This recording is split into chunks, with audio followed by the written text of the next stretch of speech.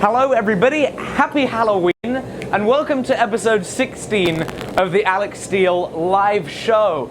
I think it's Halloween, there's fireworks going off all around us, so I figured we might as well make this the Halloween special, whether it's Halloween or not. Now, I've got a piece of coil spring in the fire. This is going to be a really fun episode. I'm going to try something I've never tried before, and the idea at least is to try and make a scythe. You know, a little slightly scaled down Grim Reaper's scythe. This is going to be a lot of fun. Firstly, hey, Facebook, it's great to see you guys here. Hit the link and go to YouTube if you want to see the full stream. This one's just being done from my phone. I've got the phone set up over there. Apologies for being late. We've been rearranging the workshop, Sam and I, which has been a huge amount of fun, and we got a lot of junk sorted out and out of the way. This is going to be a much nicer space to work with, and we had some technical issues. We're always having technical issues. I got to spend some more money and get some better pieces of equipment, as if I don't already do enough of that. So it's great. Coil spring's in the fire. You know, a little piece of 5/8 inch round coil spring. It's going to be a scaled down side. We'll see how it draws out, and I'm going to try not to trip over this. And then in, you know, maybe 15 minutes or so, we're going to bring on our special guest for today's show, because of course we want to keep trying and having guests on the show, having them Skype in. So that's going to be a lot of fun. In about 15 minutes or so, we will bring him on. First of all, I'm going to pull this piece of steel out and make sure my tools are set up. No, I need to cut it. I need to be on the horn. Make sure my tools are set up. So I'm going to move these bricks. Hope the audio is a little better now that we shuffled this forge around. So this is a really super simple way of cutting a coil spring. I like it. It's nice. You just go ahead and set it on the horn, take a side cut or a handheld hot cut, and simply cut. Easy. Couldn't be simpler. You can even cut 2 loops off at one go if you want. Reduce the surface area by tilting. So you go in the middle. Oh, nicked into my other end there.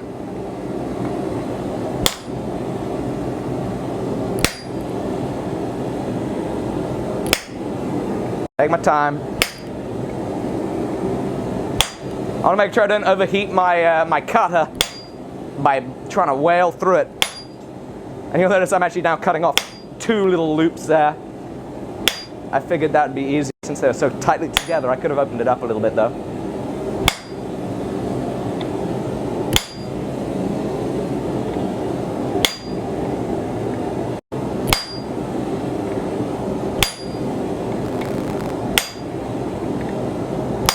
How are you all doing today?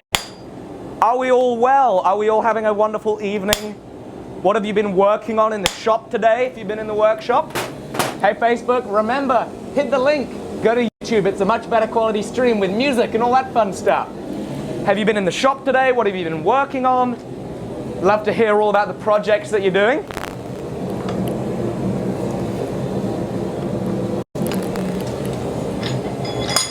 By the way, Sam, when we go live with that, you're going to have to collapse the chat so that it doesn't obstruct the feed. I'm going to go ahead and try and find somewhere safe to set this, since it's awfully hot. Make sure it doesn't burn. There we go. Now I'm going to pop this loop back in the fire, and we're going to we are going to uncoil it.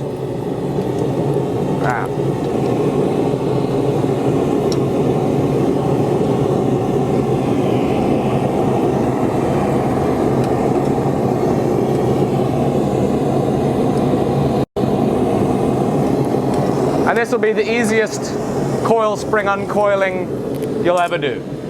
This technique is of uncoiling the coil spring. You know, saying technique for uncoiling coil spring seems a little bit redundant, but it really isn't, because you can spend a lot of time fiddling about trying to get this stuff to work, and it's really not worth it.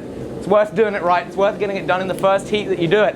Otherwise you fiddle and you straighten out little bits, and you've got to go back and forth from the fire. So the idea is we want to get the whole thing, that whole loop, straightened out in this one heat. I'm going to run to the vise, and I don't have a lot of space with the vise, and I am corded up with the microphone, because with so much steel in here, the radio mics, you know, they just don't work. You get a lot of interference. So I'm going to lock it in the vise, and I'll probably have to stand in one spot. Ideally, you know, you'd be able to go all the way around. Stand in one spot, pull it all the way around, use the vise to straighten it a touch, and then come to the anvil. One thing you'll notice though, when you do that first hit, when you go to the anvil, there's so much paint on that, like thick paint, and it's just heavily oxidized that you put a glove on because you get a lot of that hot, thick, you know, hot paint and scale and stuff. It really wants to burn the living daylights out of you. How are you guys doing on Facebook? It's great to see you guys here. Great to see you, Evan, Tim, Abe. I'm in Norwich. Sorry, it's a long way from Scotland. Oh yeah, Jared, we're gonna hit it and beat it. Great to see you, Michael. Great to see you, Christopher. Great to see you, Matt. I had a great week, Matt. Thank you so much for asking. I'm gonna go ahead and run over to the YouTube feed. I'm gonna be able to chime in and see how you're all doing while this coil spring heats up. I want a nice big even heat on the coil spring. If you're running a coke forge or a coal forge and you want to unbend this thing in one heat, what I like to do is heat up just a little bit and then close the coil spring up so it's an even tighter loop. That way it fits in the fire pot and you can get the whole thing hot. You know, you're gonna unbend it anyway, so tightening it up a little bit isn't a bad idea. Okay, well, we should be live. How do I get there? Creator Studio. Almost there. By the way, guys, I gotta say, woo, we gained 500 subscribers in a day. It's unbelievable. 15,500. This is incredible, guys. Thank you. Right, let me go to the pop-up chat. I do apologize for this. I hope there's some good music playing. No, not yet. Not yet. There we go. Boom. Pop-out chat. Get rid of this. What size is my anvil? This is a 51 kilogram Brooks anvil. About 110 pounds or so. And it does the job just wonderfully. These edges, this far edge is actually welded up with welding wire, so it's soft, which is kind of nice when you've got students beating away at it. It means when there are little dings, it's going to fix them pretty easy. So my piece is probably going to be hot here in the fire once I get out of my damn cable. I'm going to bring that around here, and we'll try and give straightening her out a go. See if I can not burn myself too much. Woo. Okay, I'm going to use my little forge hook.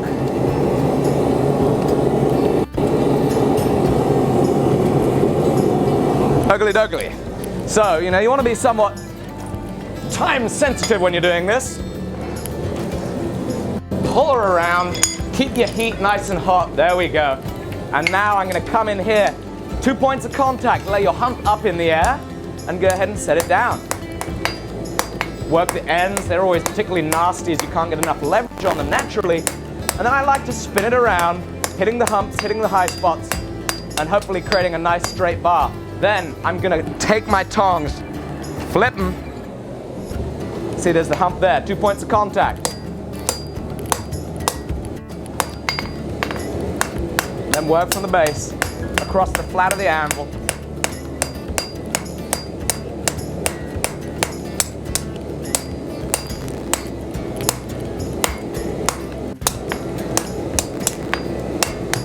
There we go. There's one straight bar of coil spring. Where did I put my brush? Oh, man. Sam, I hate to be a real doozy downer. Is that, could you run across in front of the camera? Hey, it's Sam, everybody. I messed up. Didn't get a brush. Anyway, YouTube, how are we? Thanks, man. I appreciate that.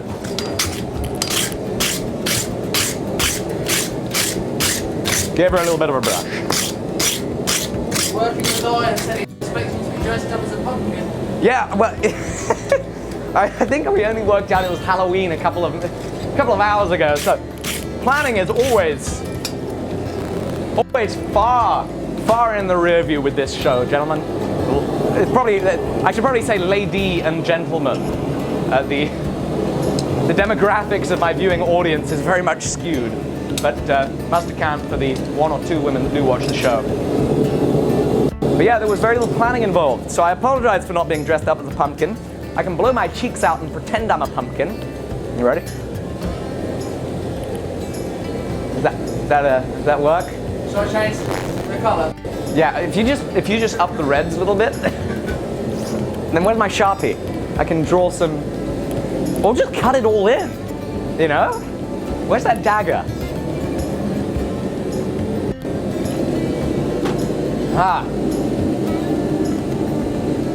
It's great to see so many worldwide people. There are people from all over here on the show tonight. That's awesome. Brilliant, guys. How are you all doing on Facebook? Hey, Matt, thank you very much for sharing the video. I appreciate you doing that. Can I zoom in on the tongs that hold the coil spring? I can indeed. These tongs are made by Steve Howell of Ballard Forge. There we go, we're on that one. Steve Howell of Ballard Forge. These are actually some of my favorite tongs. They're super sturdy. These are plasma cut out of plate and then forged to finish. Super sturdy pair of tongs. Really nice, you know, nice, you know, in proportion to the stock that you're holding, nice wide jaws. I really do like them. You know, I'm very fond of that design. So it's a really good pair of tongs. Steve Howell is an outstanding guy. Really, really good guy, and you know, he's definitely somebody worthy of supporting with your business if you're ever after a really badass pair of tongs. Right, so I'm going to cut off this very end. With the little workshop rearranged, though, you'll notice that we have. Oh, thank goodness the cameras don't pan that low. Nobody's going to see that. Phew. We have carnage at the hot cut table. Oh, this is where they are. The hot cut table? What am I talking about? It's an animal. Set up the Facebook, iPhone camera for Wirecast computer. Oh, nah, it's all right. Don't worry about it. They'll see it in another video. Keep the anticipation of what the newly designed workshop looks like. So I'm going to give her a little cut on the old Brazil-style hot cut hardy, just so I have a cut to the center to work with.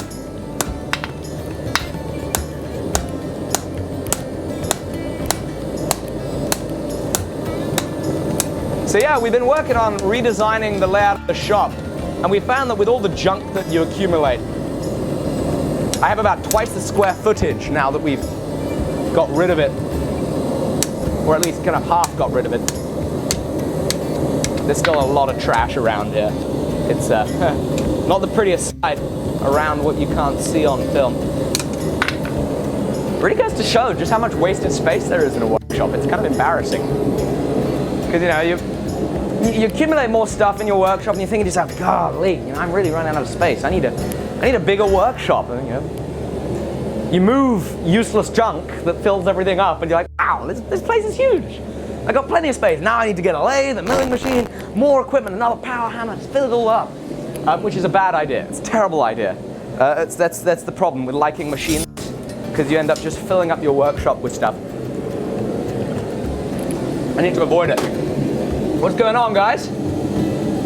How are you doing? So we are making like a scythe. Or at least trying to. I don't even know too much what it looks like. I reckon we'll be alright. We'll try and make something. I'm going to start out by forging a point on this thing. You know what I'm going to do? I'm actually going to pull up a picture of a scythe. Still stuck on how to spell this thing.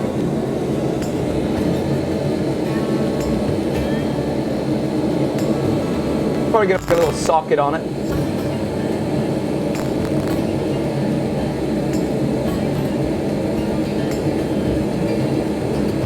Maybe it'll be a little hand scythe.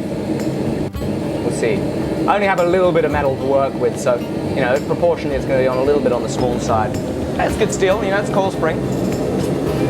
It would work for the task of, you know, being Grim Reaper.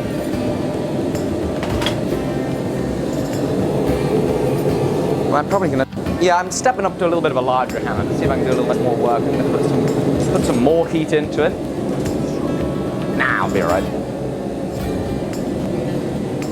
I need to do some work today. I've been running power hammers. Made a couple of sledges today. Yeah, real size are kind of huge. There's no way to get that out of 16 mil round. But it's all I got here that was suitable for it. Probably be a little bit more like a hand size. Might put a socket on it though. Okay, well, we'll see how this goes. I guess the first step, how long is that point? It's not a super long point.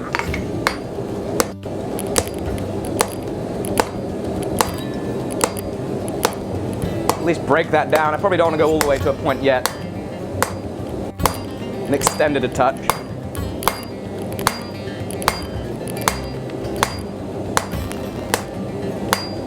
Then next heat, I'm probably going to go ahead and come in here. Yeah, I'm going to come in here with my round die and start working two sides and flattening that off.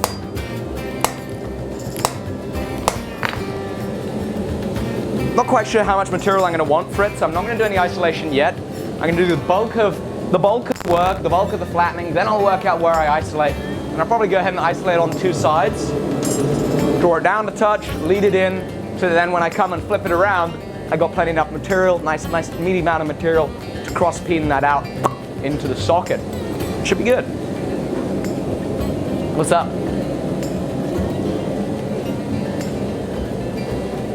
You're getting chilly. That's what I said, shall I strike? Oh. Ulterior motives. It's going great, Joel. How are you doing? What's going on, YouTube? How are we?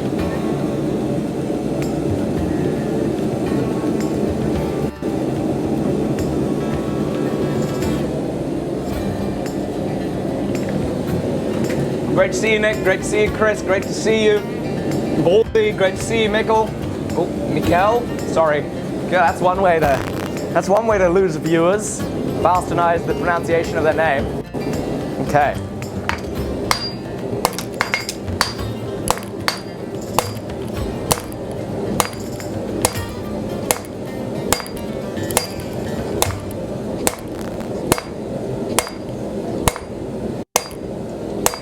This is a wonderful technique for kind of quickly flattening out material.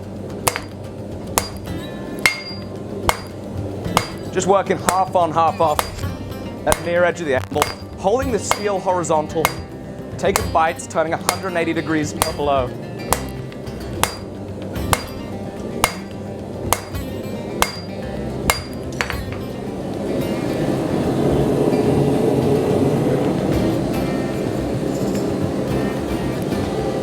Take a little bit more material, then I'll start dividing it up. Woo! Great to see you guys. Brett, I'm really pleased that you're enjoying the show and you're enjoying the daily vlogs. That's awesome. Fantastic stuff.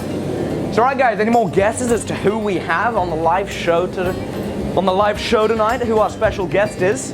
We'll be bringing him on in a few minutes. I'm sure most of you know him. What do you mean by half on, half off? What I mean by half on, half off. Sorry, Facebook, I didn't see that you guys slipped there. Hope it's all good. Remember, go to YouTube if you want the good stream with music and 3 different angles. It's great. Sorry, I probably look ridiculous to you guys. I have Facebook over here. A little behind the scenes. Facebook's on the phone. Okay, so what I mean by half on, half off is that my rounding hammer, half on the handle, half off the anvil. Should we go ahead and cut to a close shot here?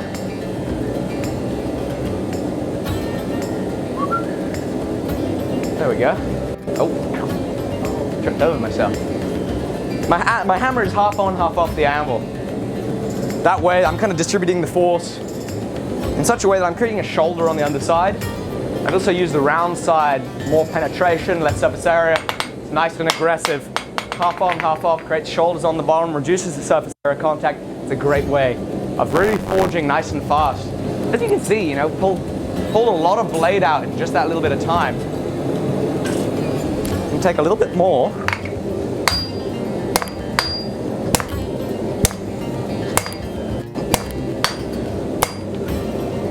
Now I'm going to go back to the beginning. There we go. Once you get into a rhythm, it's a really, really pleasant technique to work with. Back to the beginning.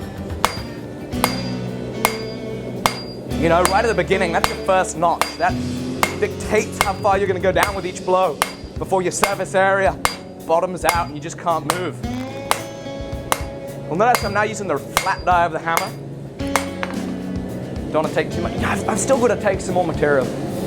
You know, I know I'm going to probably add on another 4 inches or so, but let's really wow this out. Let's make it something special. It's a shame we haven't got any like more Halloween music.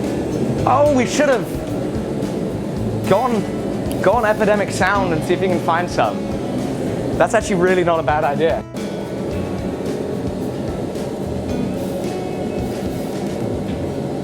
Golly, we need to get some Halloween music, guys. Well, I don't know how to spell Halloween. Okay, all you do is when you find it, you hit download, and then you come into the music, boom, media file, it'll be in downloads. Right, Sam's gonna do some browsing of some Halloween music.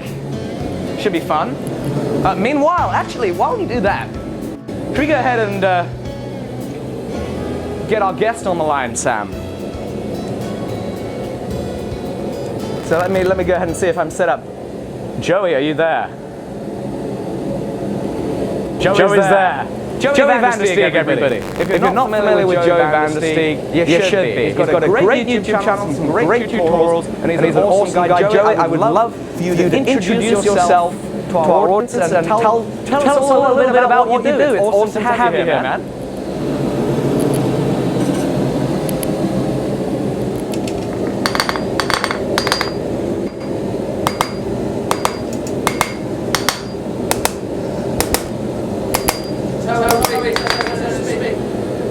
No, we've got to do it marketing. It's too loud.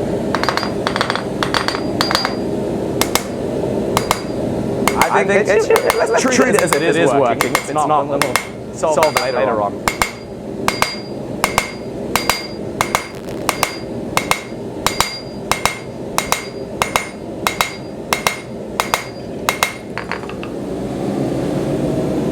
Oh.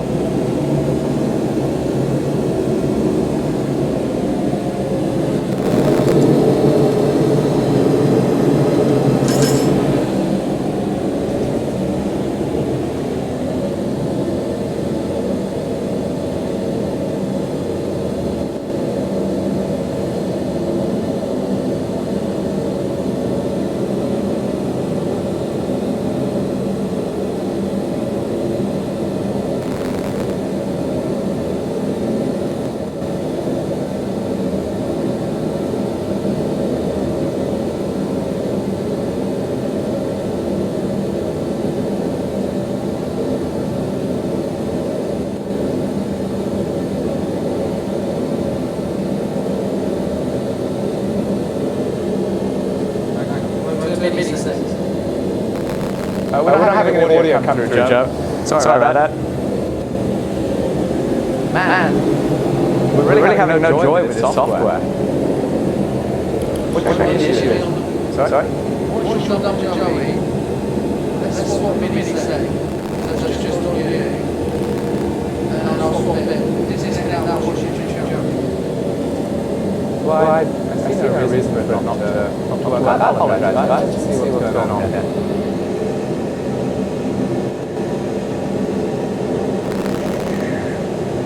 Speakers.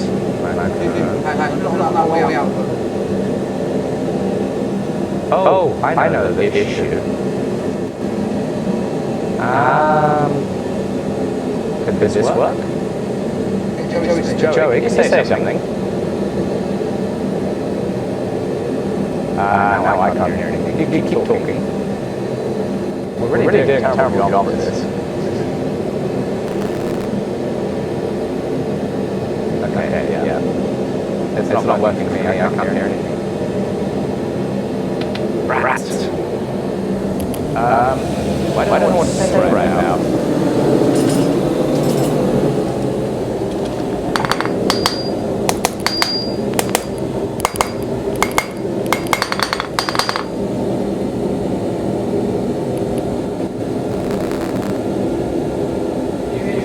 Try again and do a recall, see if that works.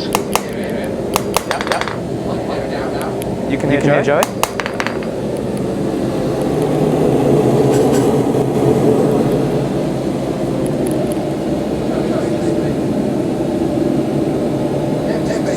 Joey, could you just start saying the alphabet perhaps? Echo, right. sound from Try the alphabet. Joey. A, B, C, D, E, F, G, H, I, J, K, L, M, N, O, P. Does it still work? Everybody can hear Joey. Oh, great. Yeah, this guy keeps coming on my streams and advertising his YouTube channel. That's just not cool. You know, be like input something and advertise your channel. Or if you really want to advertise your channel, why didn't you get in touch with me and we'll have you on the show? It's great. But just plugging yourself without adding anything. Come on, man. If you really want to plug yourself, get in touch. We'll have you on the show. Okay. So how much of this am I going to take? Well, this is really strange. Isolate that about here. The lag is so strange. I reckon. Even Skype lags like crazy. What are those things? I have no clue. It does make a little bit on the older side. So should I start over again, or Hey Joe, could you put earphones in? what should I do now? Because I don't know if you guys. Joey? Yeah. Oh, I can't hear him now. We messed up.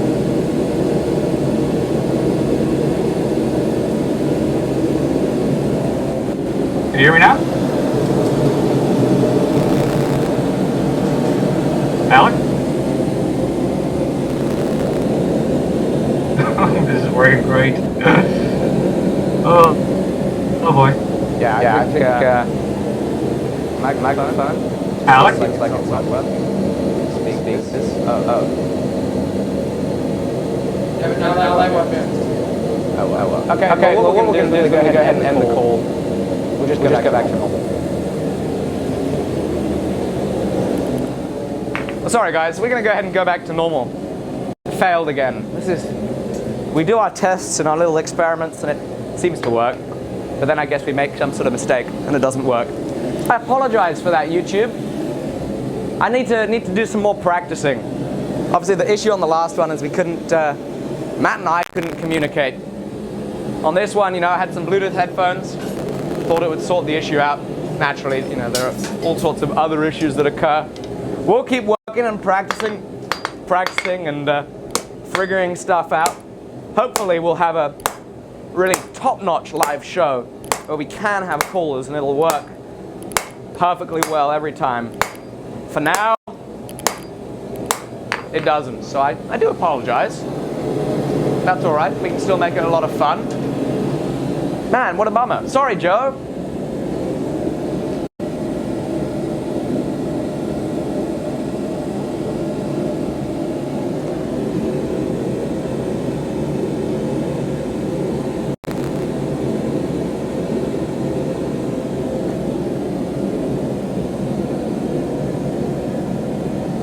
We'll sort it out, guys. We'll sort it out on the next one.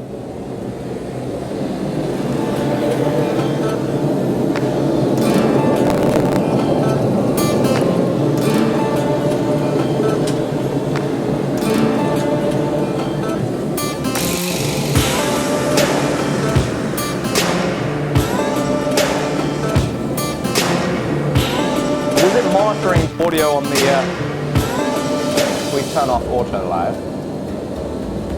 I want to see if it was monitoring the audio on the Skype this time.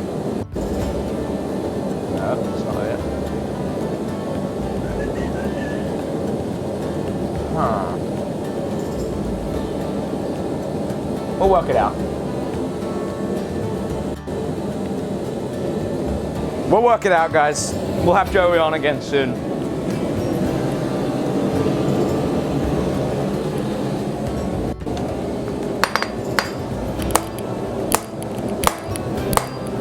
So when I do that isolation, I want to go ahead and lean back a little bit. Just because, naturally, when you make an isolation, and you do any forging past the isolation, all your bends want to occur right at the isolation. So by leading it back, hopefully whatever bends want to occur over there, we can spread that over a large amount of material. So we're not having such acute bends happening, because it's those acute bends where you get those extreme angles in just very small areas. That's where your problems occur and you develop the stress fractures.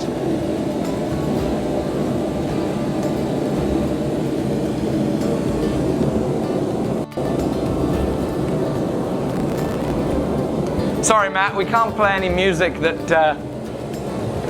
doesn't have the certain licenses. All the music that we can play on the videos I get from a subscription video basically entitles me to a certain license for these videos that allows me to put them on the YouTube videos.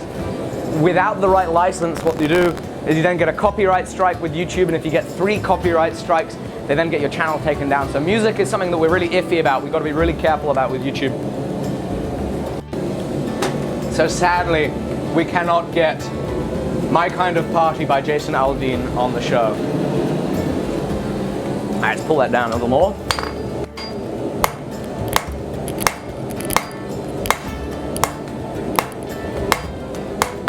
Okay.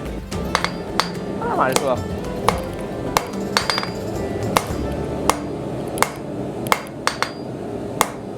Now what you can do, Matt, is you can go ahead and play it on your phone while you watch the stream.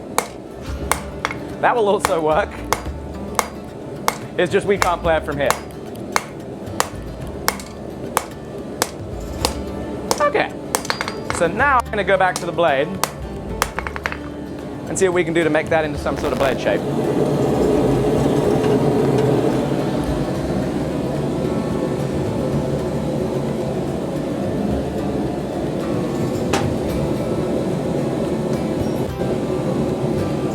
What are my opinions on treadle hammers?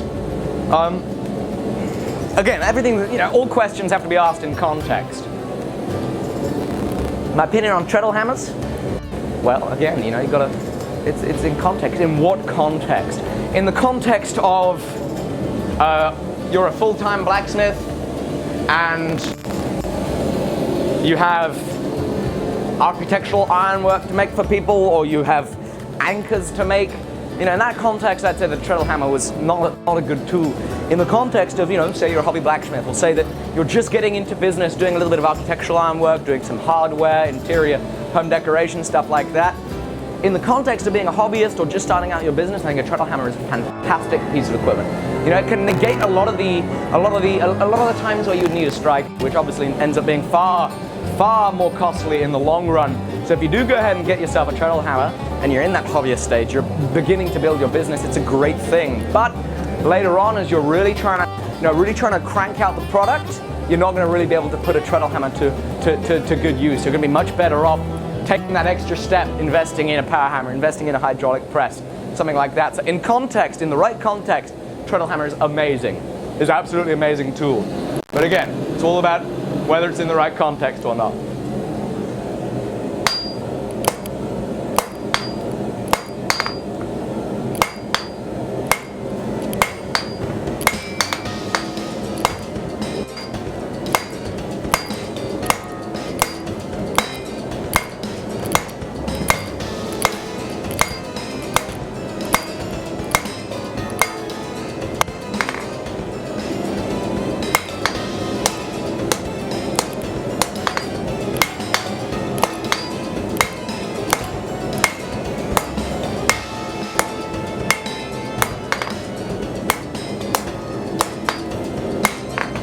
Something I got to work out is that transition between the blade and the deal.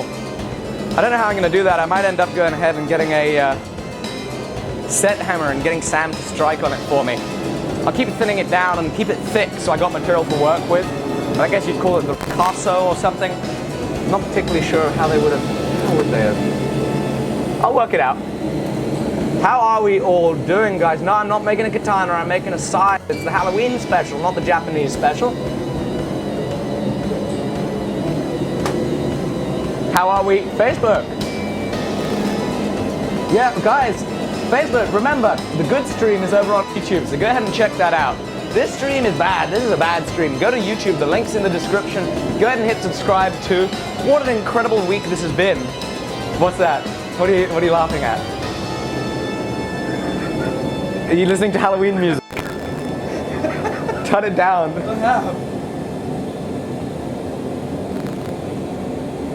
Oh, it's ended. It's ended. Do you want auto live? I can't hear it. It might actually need to be turned up. I might have lied to you. That's why it's taking a while to get into it. Get some Halloween tunes on, guys. Okie dokie.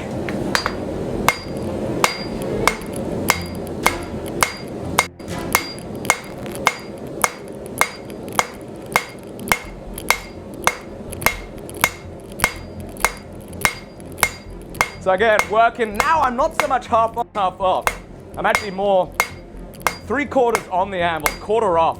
Again, leaving it thick. Oh, did I just get something in my eye? Wow. I think that's the first time I've been forging and got something in my eyeball. Is it in there? No, I think I'm good. I think I had a piece of scale go onto my eyeball and then just bounce out. Whew! I think I'm good, guys. If I just start crying uncontrollably, it's still in the eyeball and it's messing me up. Work it out, guys. Hey, Tupid99999, thank you so much. I'm very thrilled to hear that you found the channel and that you've been watching it. That's awesome to hear. Chris, pleased to hear the hammer's soon going to be with you.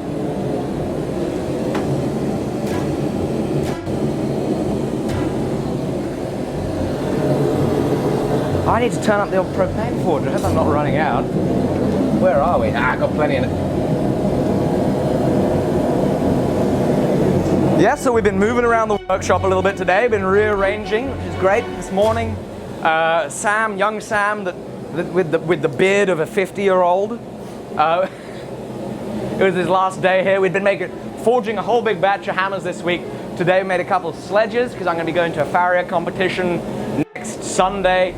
And Sam and I are going to demonstrate hammer making, and I'm going to donate a sledge. Yeah, this Sam and I are going to demonstrate hammer making, and I'm going to donate a sledge to one of the winners of the competition. I also made a big sledge so that we can forge with one of my sledges. So that'll be fun, and that'll hopefully be I think that'll be a pretty interesting vlog. A little bit of a road trip, then a blacksmithing demo. That'll be a nice one. That'll probably come out on Monday if I'm able to get that done. What else? Yeah, big workshop reorganized. It's pretty exciting stuff. I'm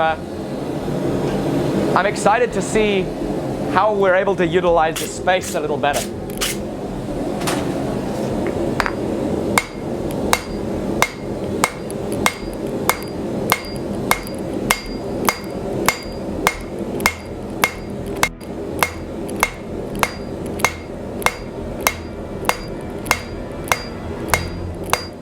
And I'm going to try and keep it a little bit thicker up top here.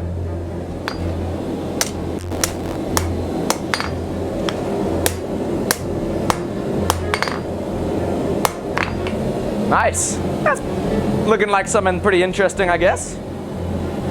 Could be exciting to go ahead and put a bevel on that thing. I'm going to have to do a major pre-curve. Hey guys, it is great to see you here.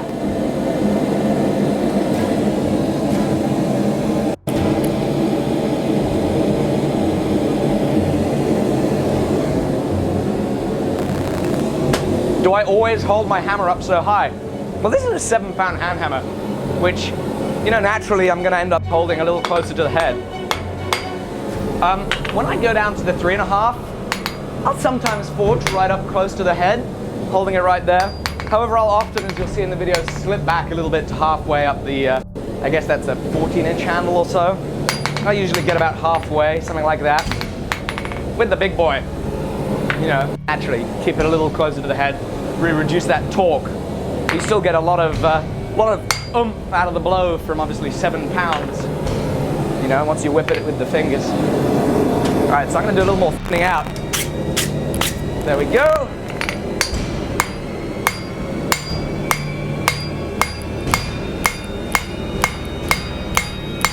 Hitting alternate sides, that keeps it off the anvil as long as possible.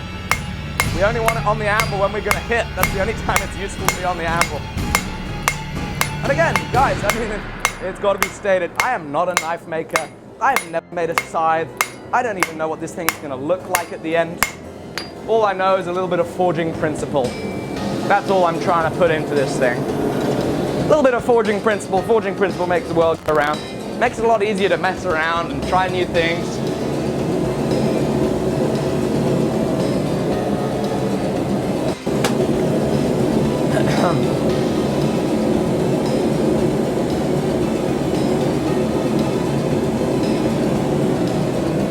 Sam, I hate to be a pest. You do me a huge favor. Yeah, no, please don't pee in it. He jokingly walks up and pretends he's going to piss in my my jug of water. That is not cool, Sam. Sorry? Yeah, absolutely.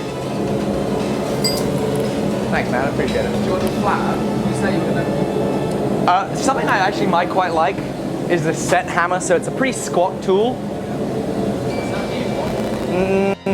No.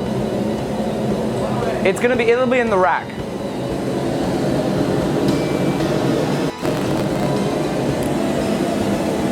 This is a Brooks anvil, Joel. Thank you very much for asking. Okay, so I'm going to true up the size of this thing. Nope, it's narrower and has sharper edges.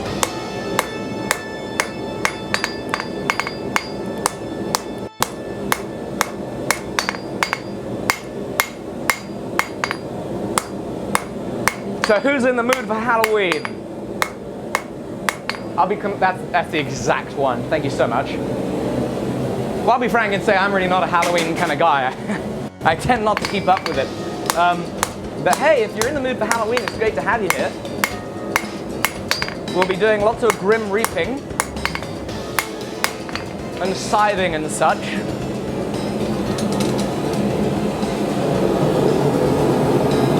Back in the far we go. Back you go in the far. Ugly dougly. 157 on YouTube? Are you kidding me, guys? Good Lord. That is unprecedented. It is awesome to have you here.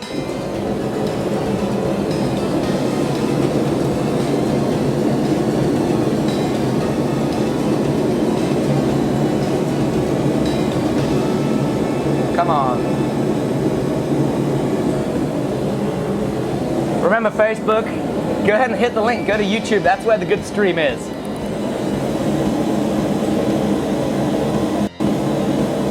Live streaming. Let's go ahead and see if I can load this up. Sorry guys, I hope the Halloween music is entertaining enough for you. While this computer seems to be extraordinarily slow. Outstanding. 156. Yes, guys. Let's break 200. Nathan Els. I like it. Let's break 200. Share the stream with your friends, guys. Sharing is caring. Let's remember that. Sharing is caring. Share the stream with your friends. Let them all know what fun it is to hang out on Halloween and do some freaking forging. At what? 11:30 in the evening. But I mean, Sam, is there any better time to do any forging?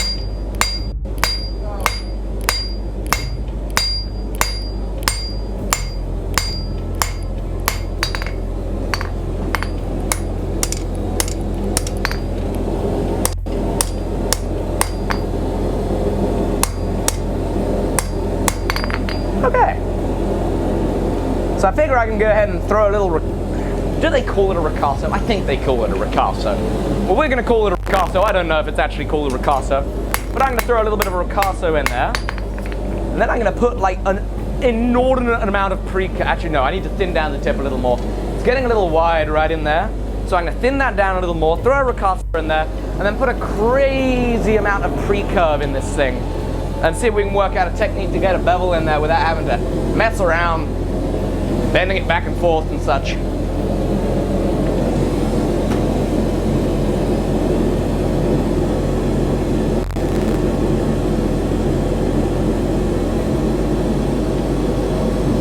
Brent, I am thrilled to hear that your whole family is watching the video.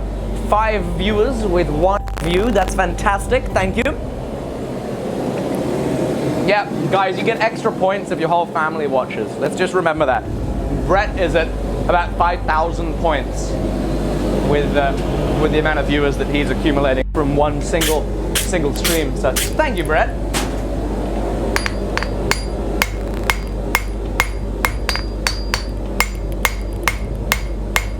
And again, guys, let's go ahead and remember this. I always like to add this caveat. I'm a knife maker, I've never made a side. So we'll go ahead and see how it goes, but I'm certainly not going to make any promises, guarantees, or guesses as to how this actually does end up going. Polish up the sides. Boom. Now I'm going to go ahead and set a ricotta. I think it's called a ricotta. Again, I'm not a knife maker. This, Sam, your delicately placed snail up there, see if it falls and bends itself in my neck. Let's see if we can go ahead and make this happen.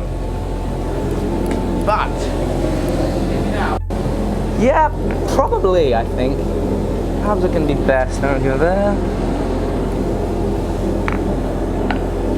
I'll go ahead and have a slightly radiused edge. I don't think that's be a problem. Great to see you guys on Facebook.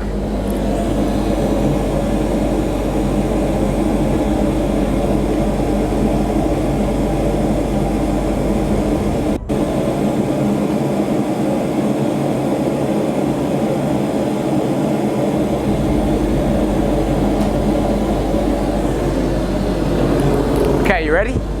We'll start off pretty gentle. I'll probably have you strike. Yeah, I'm probably on that side. You might have to do some funky angles though. Hey, Sam, come on, say hello, Sam. If you guys don't know who Sam is, this is Sam. He's a farrier. And he's super dry. He's very dry. Where was the branded t-shirt today? I wore it for about 3 days in a row. How much do you want me to give it? A light at first, as I just gently feed myself in. I don't know if this is going to work either. We'll call it a medium. There we go. Yep. I think that could work. And you're going to have to tilt, over. Tilt over back towards, wait. Yeah. Oh, there we go. That's the perfect place to do it. That anvil is chewed up right there, though. Nice. Let's take another heat. I think this is going to work great. Woo! Just zoom in right there. I think that'd be a great idea. I'm probably going to do all the work right there. See if I can reforge the corners of my anvil. Trouble is it's not weld right here. This is hard steel.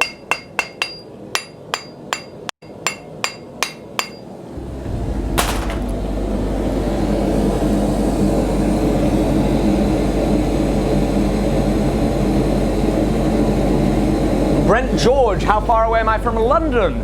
I'm about 120 miles northeast from London, so it's a really easy 2-hour train journey to the train station here, which is probably like a 30-minute walk from my shop. 2-hour journey from London, Liverpool Street, nice and easy. You can get tickets for as cheap as like 20 bucks. That's a return ticket. So yeah, is it? I don't know. It's pretty cheap if you book in advance. But yeah, getting to here from London, super easy. It'd be great to have you out.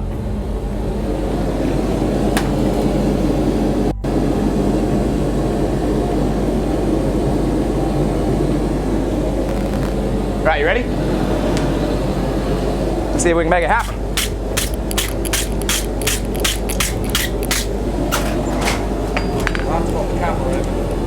Oh well. Wait for it. Yeah.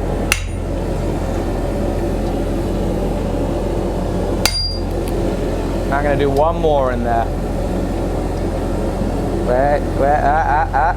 Yeah. Now the rest I'm going to be able to do with a hand hammer. That's just the critical portion. I might even have to go back in there a little later on. I'm certainly going to need to clean that up. God, what a fun little forging expedition.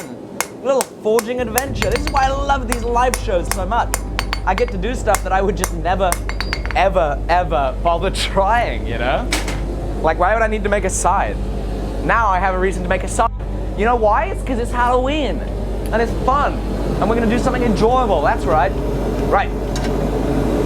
Speaking of enjoyable, let's see if we can bend this thing. Need a little more rack space. There we go.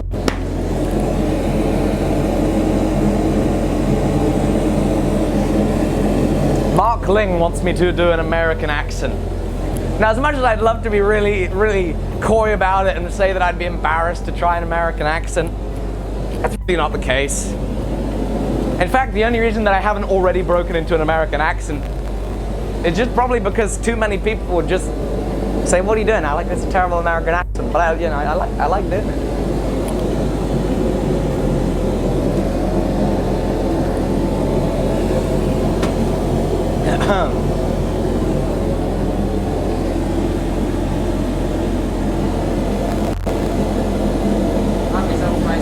Sorry? Oh, only like 12. It's funny, right? It's good. Everybody's going to YouTube. It's way better there. Do we still have Halloween music playing? Yes. The same one over there. Oh God, change it. I'm gonna get bored. Right, let's see if I can. Oh, I need a hammer first. Let's see if I can go ahead and put some bends in here. Maybe a little gravity. No, no gravity is gonna do that.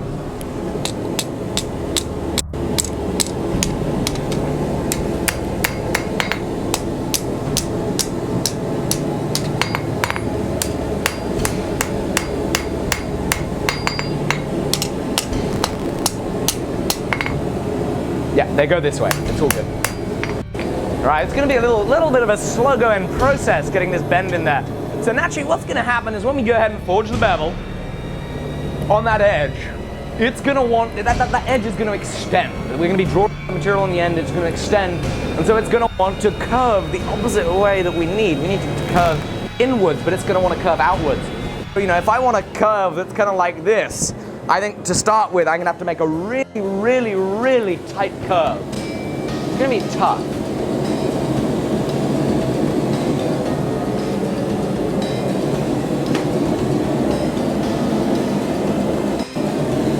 Hey Wade, I do actually have my touch mark. I planned ahead that much at least for the first time ever.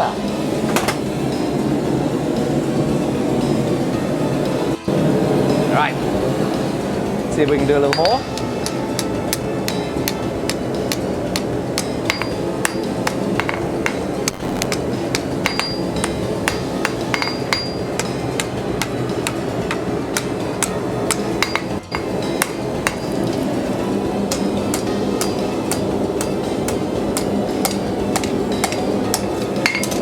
Naturally, bending anything on the hard rectangle like this is a pain.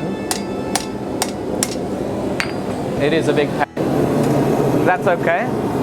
This is about solving problems, having some fun. We'll see how we make it work. We'll see if we make it work. I don't even know. But the main thing is we can have some fun while we do it all.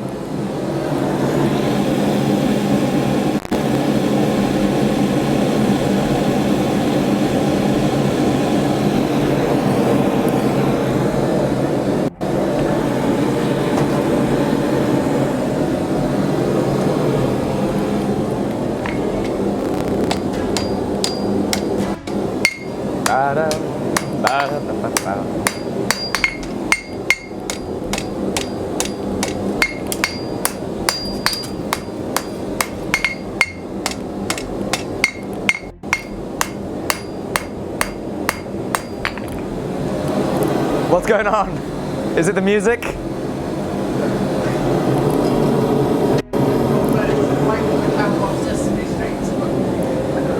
Wait for the what? The count of Sesame Street to rock up and start counting this shit at the workshop.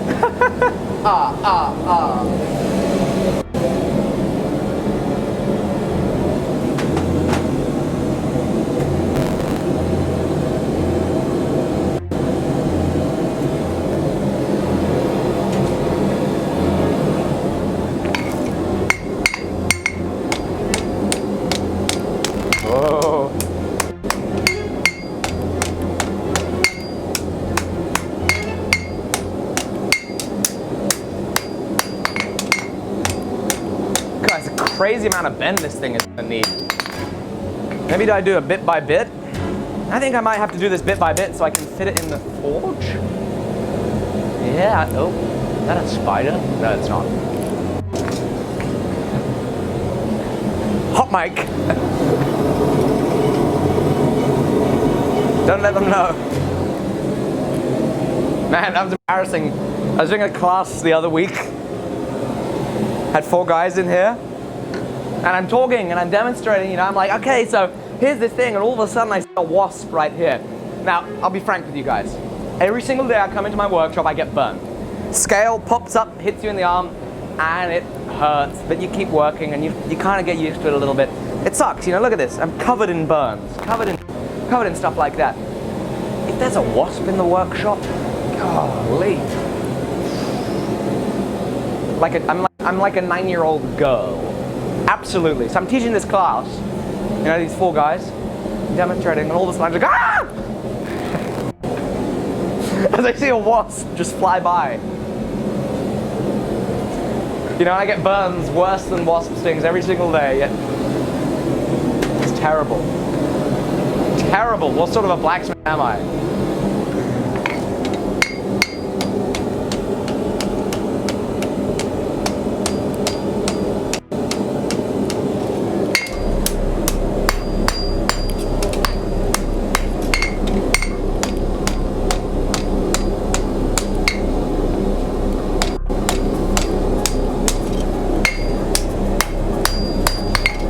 I'm enjoying this Halloween special, guys. It's awesome to have you here. What better way could you celebrate Halloween than coming and hanging out here?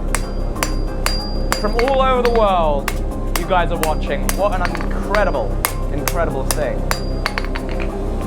Great. So I think now this area right here, probably good to start doing the bevel.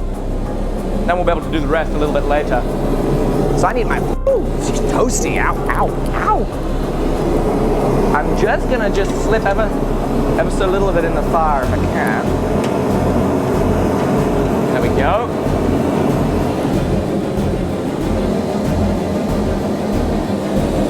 Great to see you, Keith.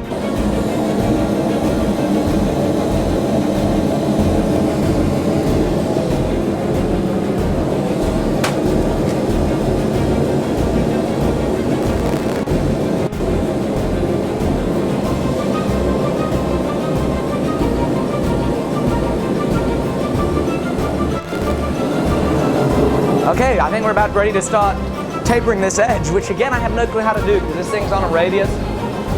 It's going to be interesting. I'm probably going to go ahead and get in there with the round side of the hammer a little bit. Hang on a sec, the sides are one-sided, aren't they? It's a one-sided bevel. So if you were holding it right-handed, the bottom would be... That's the reason they're freaking one-sided, is because the blacksmiths couldn't get in there. Yeah, there's this... The ex post facto reasoning is that it's better for cutting. No, the reason that the bevel on these things is one-sided is because the blacksmith couldn't frickin' get in there to taper the other frickin' edge.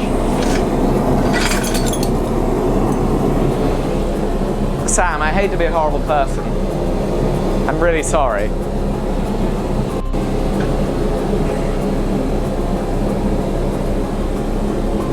Thanks, man.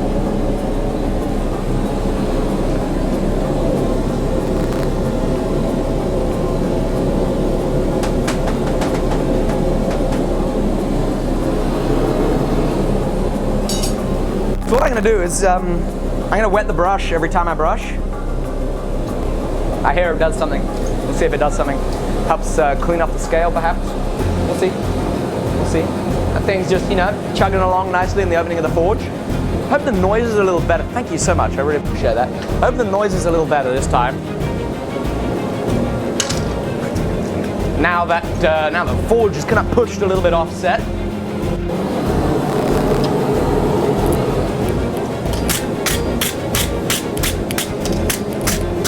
Okay.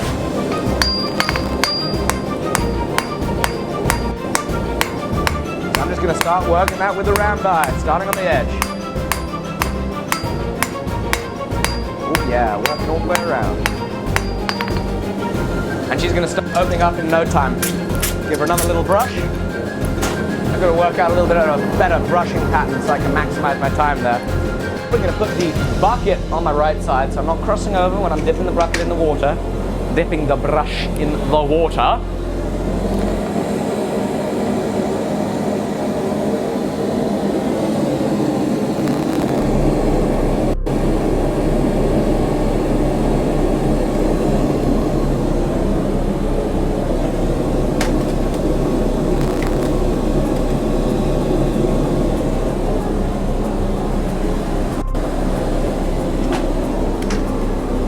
Okay.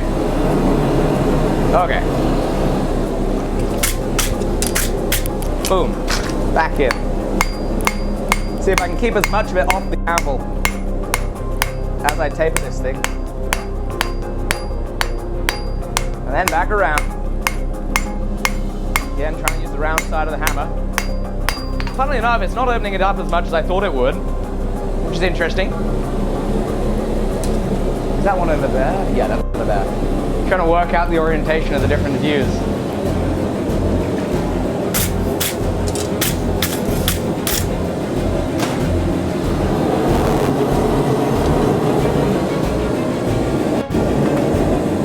Channel 67X, the hammer pre-order will be done again in the new year. And this time what I'll do to give you guys a little bit better of a fair warning is I will tell you guys, hey, hammer pre-order is going to be on X date, and it's probably going to only be open for a day, or until a certain number is reached, potentially 25. You know, I think I'm leaning towards keeping the batches nice and small, because you know, I'm doing 50 right now, and it's a lot of work. It's a lot of work. It's a lot of the same stuff, and it means that this week I really wasn't. I didn't feel as if I was putting out the quality of videos that I should have been putting out. So I think few and you know, few and in between. Wait, no, that's not the word. You know, fewer orders. So you know, 25 per pre-order, which will go fast, guys. I'm telling you. If the last one was any judge of how fast that'll go, it's gonna be even faster this next time. So I'll tell you a date. I'll tell you a time that it opens. You'll be able to get on there and get in there and order your hammer. And there'll probably be a maximum of 25 there on the day. And then a couple months later, I'll do another hammer pre-order. That way, you know, hopefully get as many hammers in your guys' hands as much as possible. So that'll be fun. But yeah, that'll be early January, you know, first couple of weeks of January. Okay.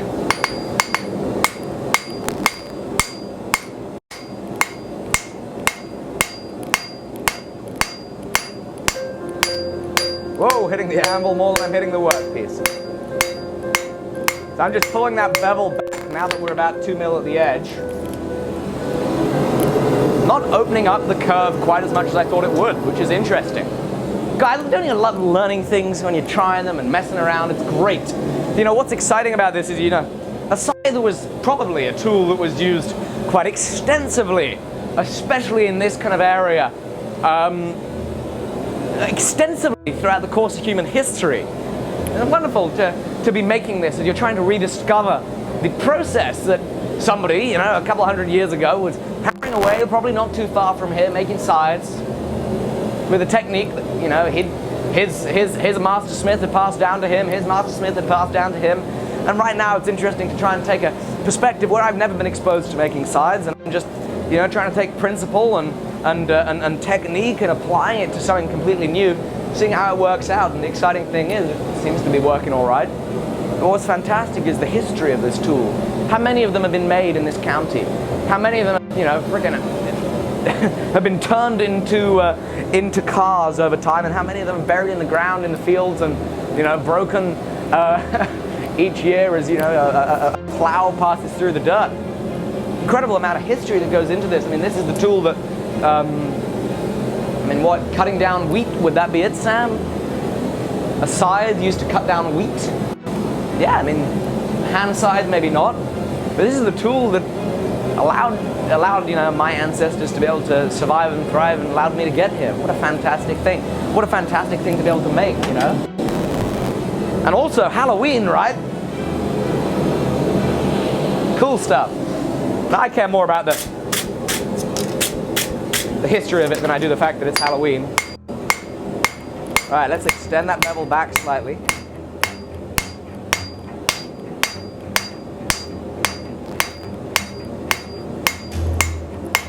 Oh, this hit.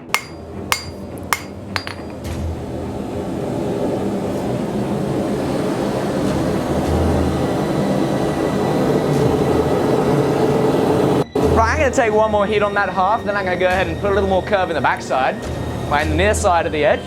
Start working that edge. See how that goes? Man, I messed up on that ricasso, putting that on two sides with the striker. What are you buying? Sorry? You're getting pizza. Hope you got a pepperoni pizza.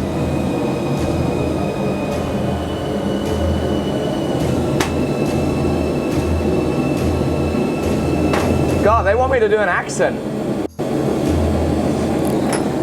Golly, they want me to do an accent. This is great. Right, guys, if I do an accent, you have to immediately, this is the condition. Condition what?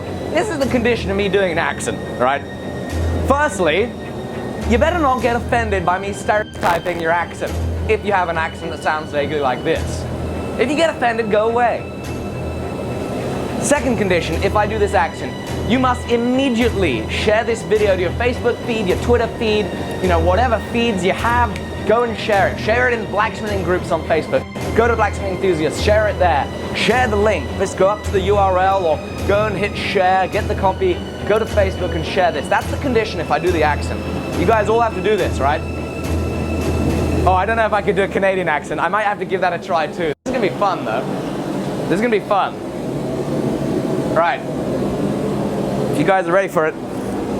Golly, I'm about to embarrass myself, eh?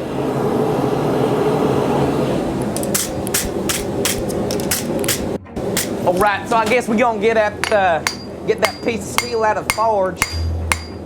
Start hammering it. You know, out here in the Mississippi heat, real important to keep cool. And of course, you know, we got some crawdads on the barbecue. Makes for good eating. I'm gonna planish it. And I reckon that there. More hammer blows. I'm trying, guys. I don't know what to say. I guess my twang isn't quite there. I thought I could do a little bit of a better job of being Southern. Man, I need some more practice. But if I was from Canada, I might, you know, hey hoser. Hey hoser, how's it going? How's it going, eh?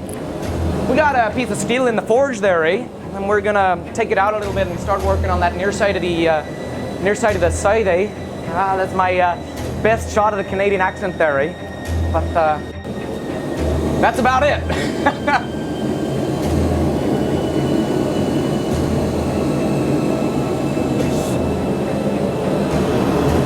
Well, I've just been in Sydney, mate. Just been in Sydney there, so I think my Australian accent might be a little bit better. Got a piece of steel in the forge, it's a piece of coil spring. In Sam over here is running the computer, and naturally, since this is a family-friendly show, I'm not going to speak the actual way that Australian speaks, because I would have included about 16 expletives by now. I'd have degraded and insulted Sam to the point that he'd have tears coming out of his eyes. And we'd all be having a great time because that's how Australians speak. It's a horrible sense of humour, but it's really a lot of fun. I enjoyed my time there. I enjoyed getting berated and berating other people, you know. Almost to the point of tears. It's a really crude sort of humour, but it's just fantastic. A lot of fun. Right, there we go. That's the end of the accents, guys. I hope that you all shared it. If you didn't share it, what are you doing? You're consuming all this content. It's what, like midnight? It is midnight here in the UK. Sal and I are up at midnight, and you're listening to me make a fool out of myself with some ridiculous accents and you haven't shared the stream. Come on.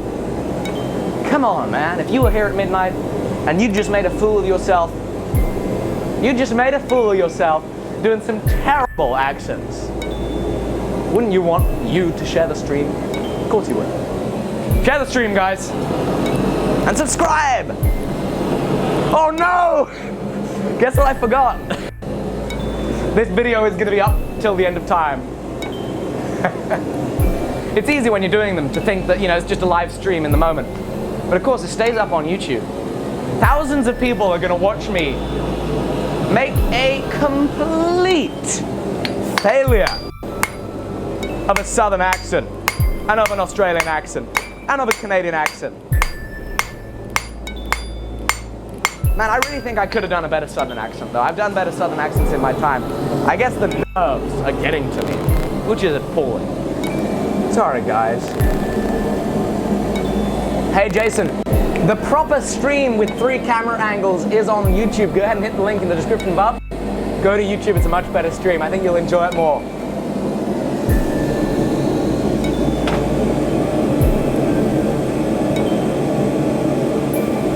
Oh, Glenn! It's Glenn from Victoria, eh? Hi, mate. Glenn, great to see you, mate. God, I'm trying, Glenn. I still can't do the accent. Glenn has an amazing Australian accent. Well, he is Australian, so it kind of makes sense, but it's a very distinct Australian accent.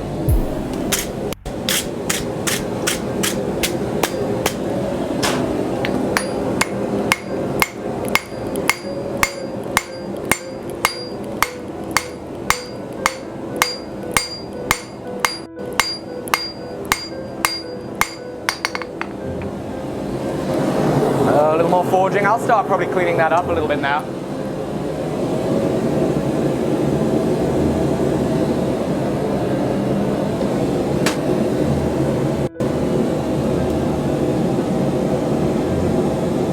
Can I do a Mancunian accent? I really don't think I can do a Mancunian accent. An accent from Manchester. Now, I want to use the word Mancunian a lot as I describe it, because Mancunian is one of the greatest words I have ever discovered. You know, you hear a Londoner, you hear a... Goodness. I don't know why Goodness. I was trying to find out the word for somebody from Manchester, and I Googled it. Mancunian. Mancunian. What an unbelievable... That sounds great. But I don't think I can do it. God, I just don't think I've hung around enough people from Manchester. Sorry, guys. There's not going to be a Manchester accent.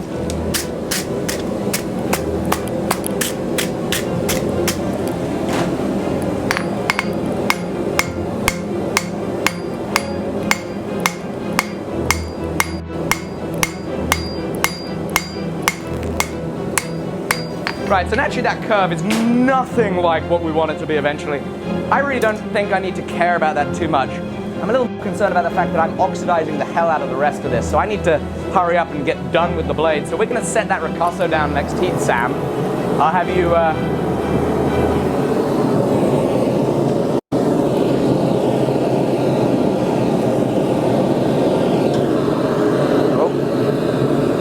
I'll have you come and strike for me next heat, if that's all right, Sam. Set that ricasso down onto the one side. Why did I start a YouTube channel? Well, I started a YouTube channel really originally.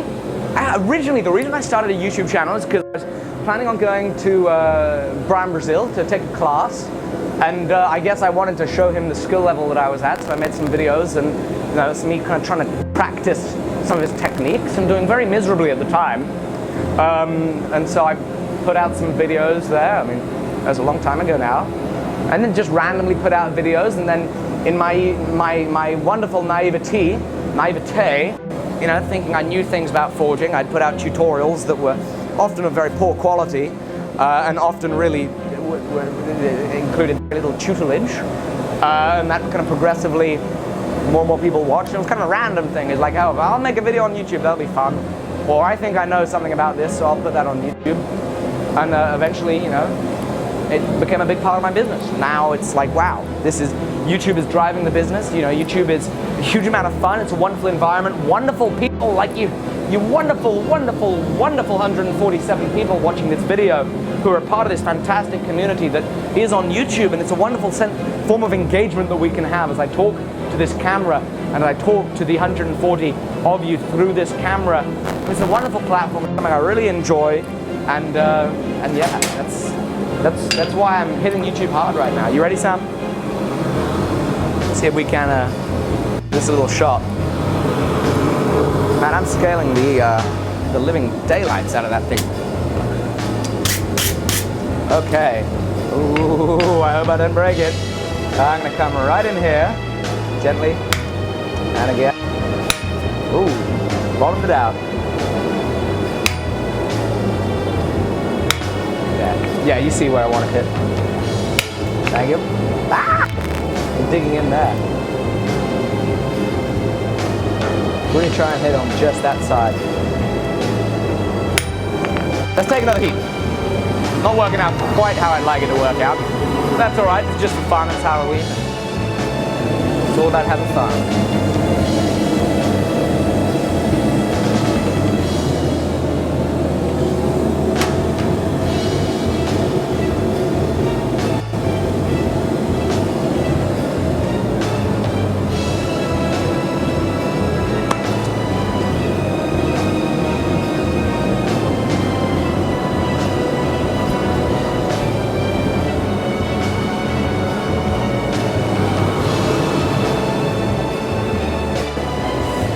I figure what I can now do.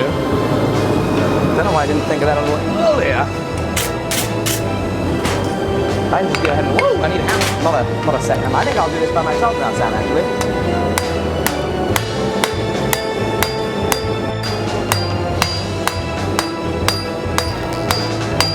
Pull some material down there. There we go. There we go. That'll make it work. Do a little more there, then we'll go ahead and get that blade to the final shape. See if we can get it. Woo! New colors. Something happened to the colors. I thought the colors just suddenly changed. Oh, I think I just might have been. It might be an illusion in my head, Sam. Just ignore me.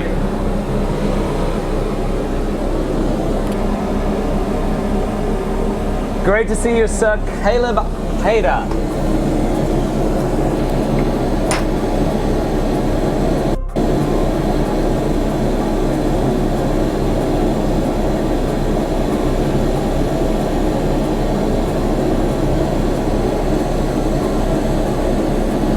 Did somebody say they were bored? Bored.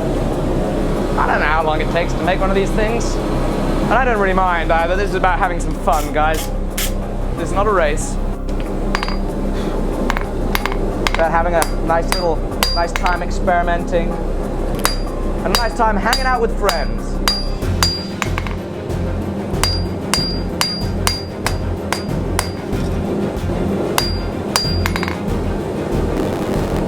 Because you guys are all friends. Golly, anybody that'll take their Saturday evening, come hang out with us through these cables and then through the Wi-Fi and then across the world. Yeah, you guys are all friends to us. Right, now let's see what I can do. Get the blade shape a little more how I want it. What fun!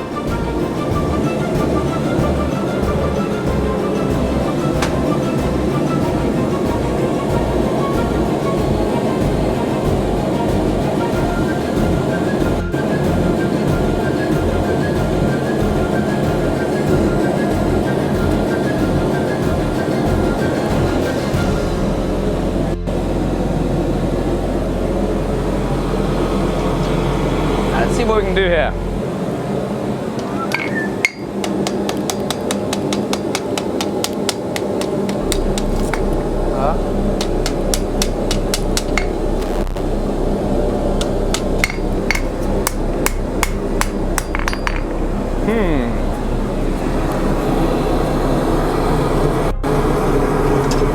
Tough one to straighten. Let me have a think. Sam? You don't mean to be a pain? I don't mean to be a pain. I really don't mean to be a pain. I mean, it's probably a painful thing for me to ask. I probably have, well, I'm after two things. I'm after one, like a old hammer handle, or one of those hammer handle blanks, and two, my small wooden mallet.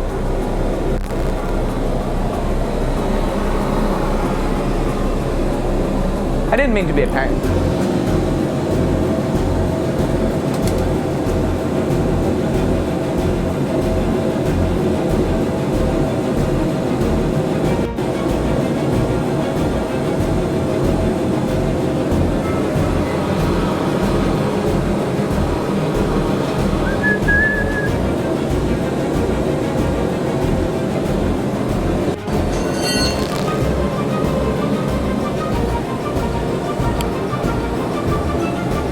Guys, I should say something. Right. So, thank you.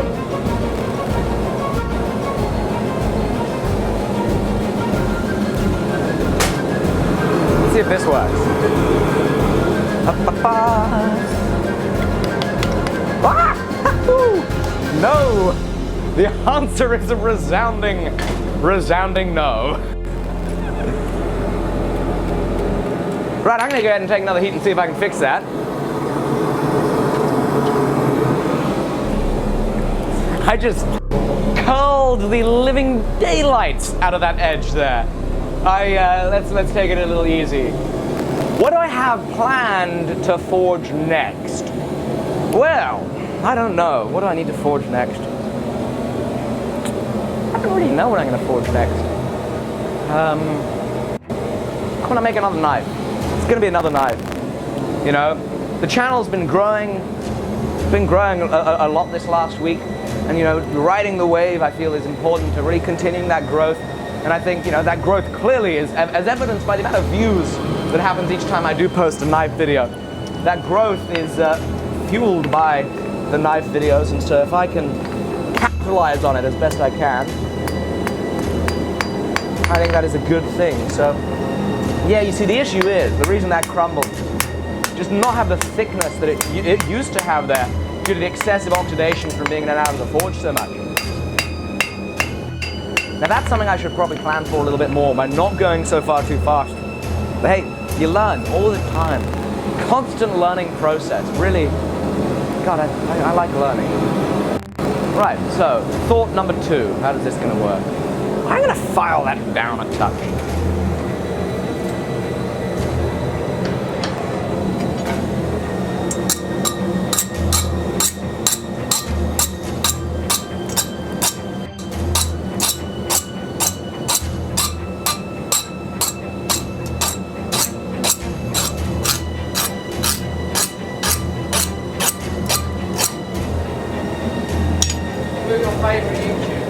Who are my favorite YouTubers?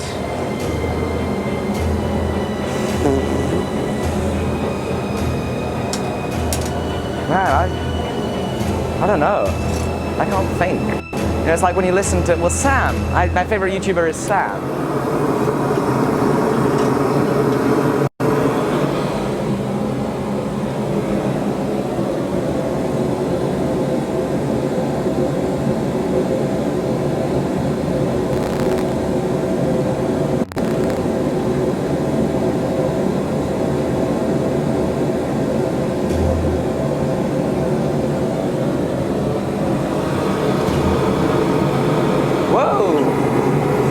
Almost cooked that little tip there. Let's not let that happen again. You know, in terms of in blacksmithing and knife making, some of my favorite videos come from Trollski. Beautifully shot. Really, really beautifully shot.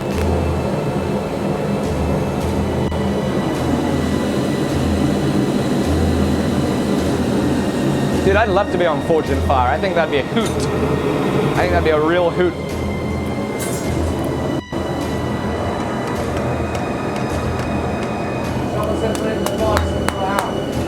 Yeah, the vise, the jaws will mess it up big time. This is working.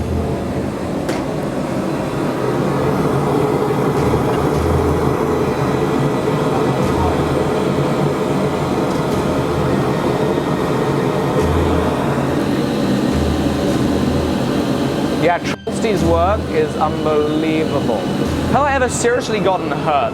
No, not really. I mean, the biggest kind of accident is when a buddy sent a hot cut flying across the room, a handled hot cut, missed hit, sent it flying across the room, and it hit me blade first on the finger.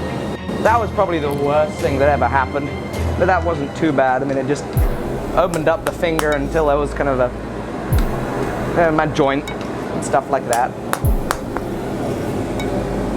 It wasn't the end of the world. Healed in about a month or so. And it was kind of fun, really. Injuries are fun. I don't think I should say that. That doesn't make sense. Injuries are not fun, kids. What's the next project a ring? Shall I get the rings to show me? Which ones? What's in the box? Damascus. Damascus rings. Just to show me now. Now that might be an interesting video. There's a lot of grinding involved. Yeah, you can get. I actually have one on my finger. But it's a little bit worn from working with it.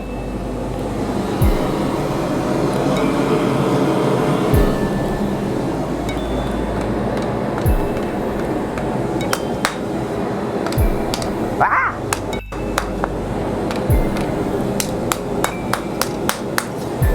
God, I'm probably cooked all the carbon out of the blade by now. Golly, making a mess of this. Should we show some of these bad boys? I think it's probably got to be, you've got to zoom in on number 2 there. These are fun. I made these about a year or so ago.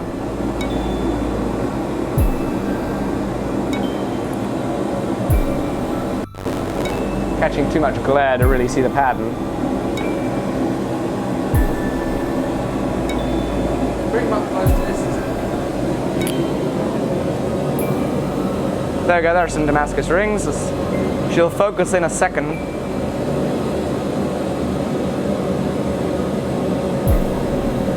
Fun stuff.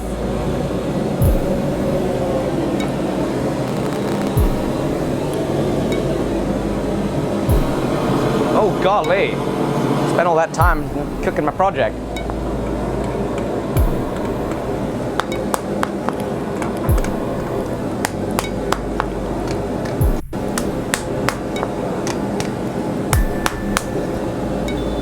I really do hope it's Halloween.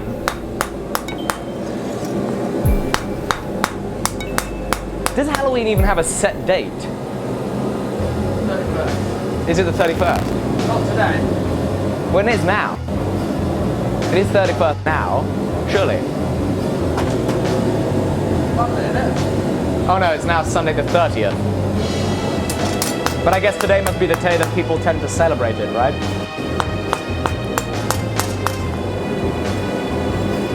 Right, Alec, are you done cooking your blade, or are you going to friggin' move on to the next step? Well, I'm going to do a little more forging on it.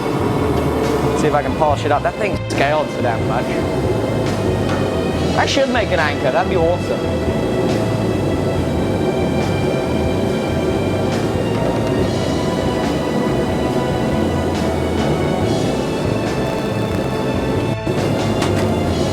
Making crucible steel, I think that might be a little stretch over what I know, sadly.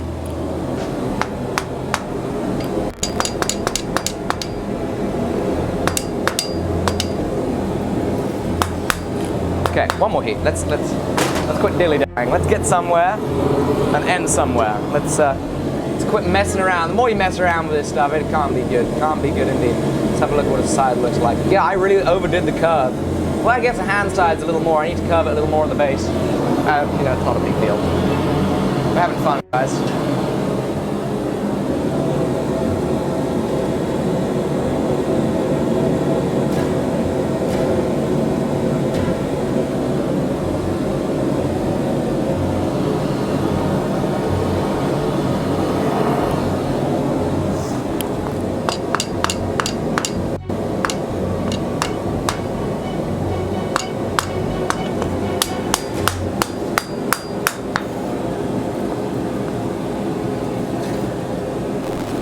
Not quite the curve I think it needs, but we're going to compromise. Okay, now it's going to be one more heat. Let's see if we can do this technique, see if that does anything. Wet the anvil. Okay, that's Nice wives' tale. Wonder if it works. We'll give her a go. Wet the old hammer. I now need a white gown. And I will be a proper Japanese smith. Let's get some more water on there.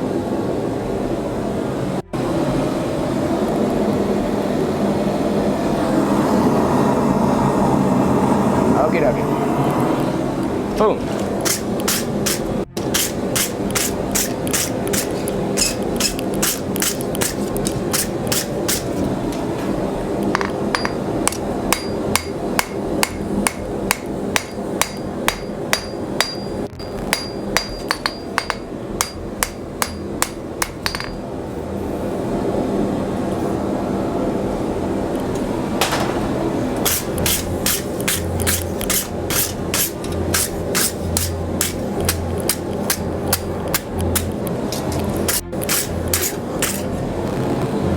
Well, she ain't pretty. She ain't much straight. But, I reckon we'll have to call her good. I do want to move on. I feel I'm dilly-dallying. I'm dilly-dallying. I hate dilly-dallying. Golly, dilly-dallying. Yeah, it doesn't quite look like a side, but we'll call her good for now. Not very straight. I'll probably deal with that at the end. Lots of work to do until then. And now, well, I'm probably going to go ahead and poke that through the fire, heat up this portion right about here, and isolate it and start drawing out some material. I'm going to do a two-sided taper isolation right about there on the near side, maybe a little higher up. Start drawing out some material for a socket. Now I'm going to need to poke this thing all the way through the forge. Where did Sam go? He's left. I'm going to poke it all the way through the forge. Hey Sam, where you at? You abandoned us. Guys, this is terrible.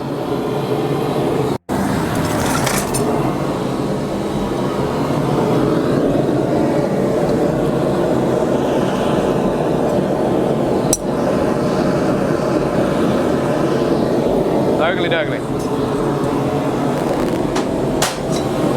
Woo! So that's going to go all the way through the forge.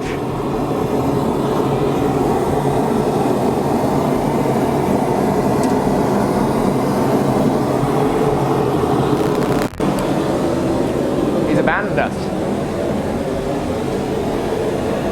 You got the hammer? Are you using it? Yeah. You're using it every day. How are you liking it? Yeah, fine. It's fine. Yeah. Oh, just your Damascus hammer is fine. I see how it is. Like the world's coolest Damascus driving hammer, and he says it's fine. Claire, you gotta go on this one, I think. There we go. You just like showing this off every opportunity. This is a Damascus driving hammer that Sam and I made. We forged it like way back at Christmas, and I only finished it in July. It's nice. I'm pleased to hear that you're using it.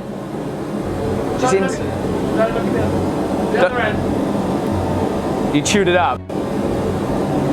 Road nose. Tungsten pins? Yeah, they don't strike tungsten pins.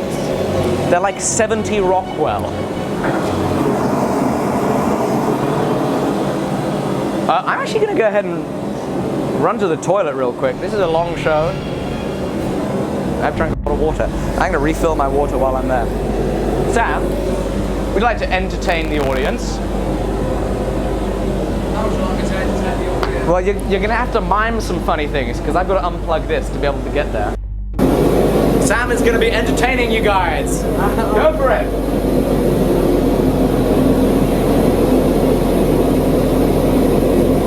So shall I break it or... He's not doing a very good job anyway, but... I heard that. I don't really know how to entertain. I can't dance, I can't do accents. Yeah.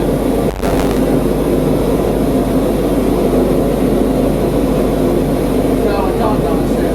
Definitely not. What's your plan? I've got no steel in the corner.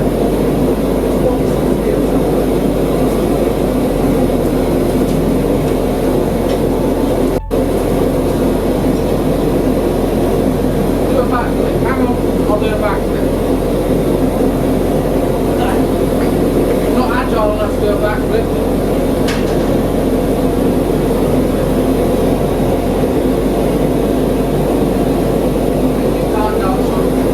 he's got the mic on here. Can I sing? No. No singing, definitely not. You can sing, Sam. Everybody can sing. It's just the quality of one singing is the variable. Come on, go for it. What's the still? Right, up here. They're not going to make it. Maybe a bloke level. To wake them up before they get killed on the side. I think that's a great idea. You must make sure that when you reap somebody, when you reap them with a scythe, they must be awake and fully conscious.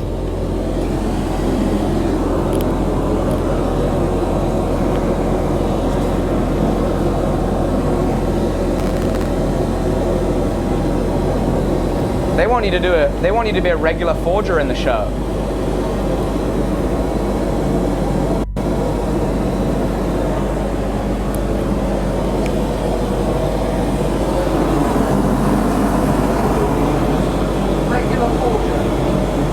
Oh, you know what I should have done while I was over? Oh, there's one over here. Should have found a cross pin, but I found a cross pin.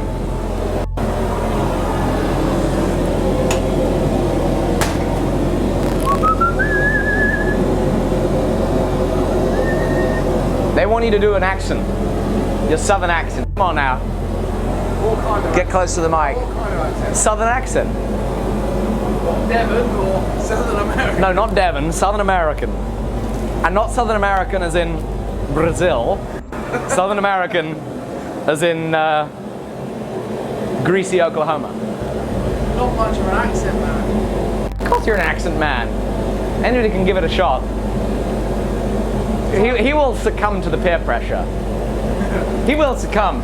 We will make Sam succumb to the peer pressure. I'd rather swing a hammer. You'd rather swing a hammer? Alright, let me see if I can do something to this thing. Whoa.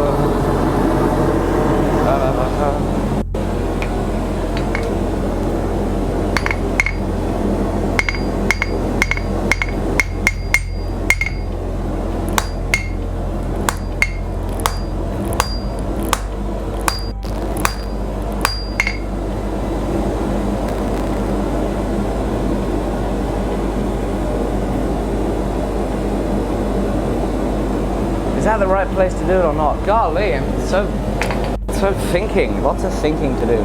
Okay, Alec, imagine this is a thing or what's it? Nah, there's your answer. I'm doing it the wrong way. Yeah, definitely doing it the wrong way. Silly me. Go over the far edge. Reduce over the... Yep. Golly. Silly me. It's all good, guys. We'll be back at it. Why the camera angle, Tim James Hammond? Well, you'll find the good camera angles. We have 3 whole camera angles on the YouTube link that you'll see in the description. So if you go there, you'll find a much better camera angle. Here, this is just my phone. Because what we do is we have music playing, and Facebook doesn't like the music. The music's only licensed for YouTube, so Facebook pulls down the live shows every time we play the music. But I think it's worth having the stream on YouTube because you guys on YouTube have a much better time. Well, I think. Unless you don't like the Halloween music. I can't wait to skip through this and listen to the music.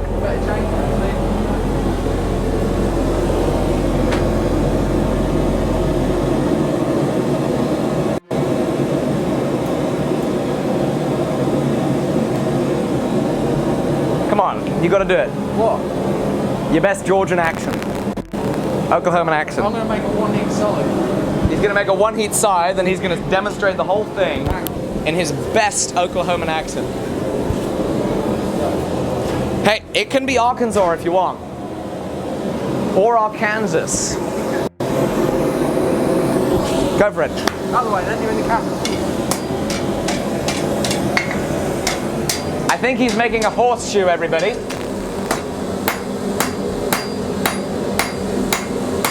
One heat scythe. He's killing it.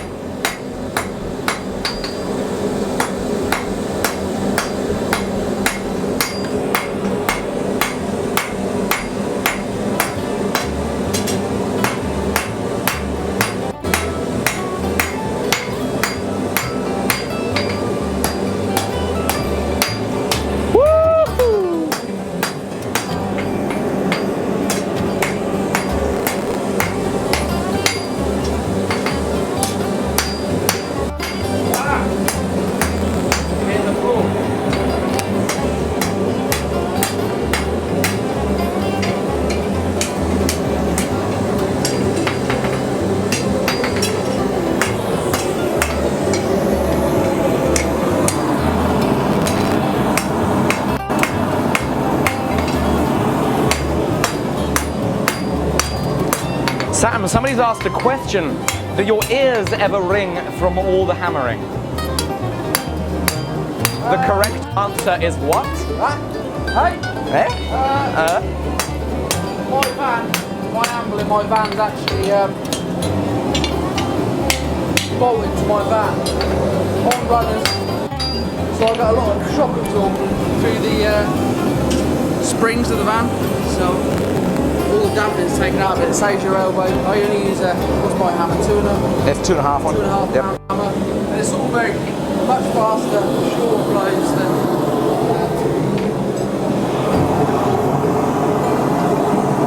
how he swings it.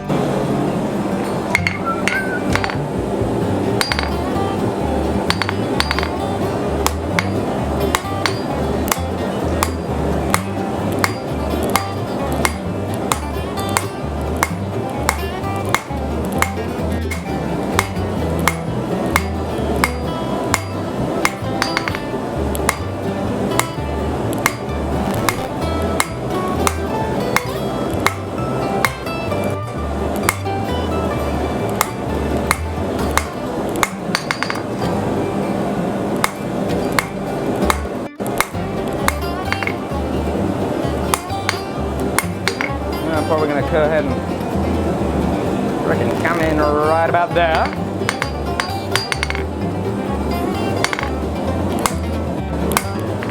Flip her over.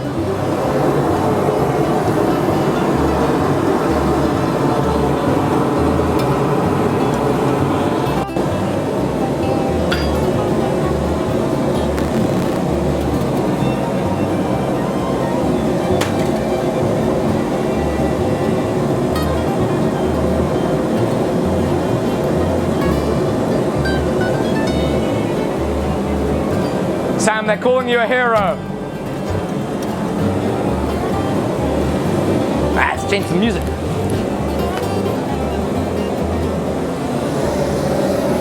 They're calling you a hero.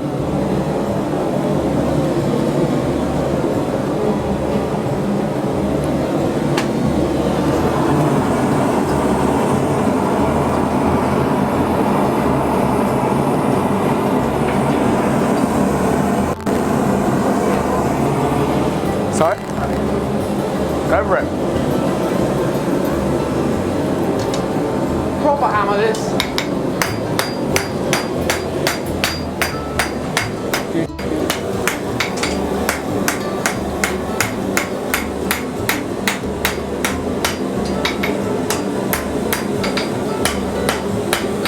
Rub this backwards.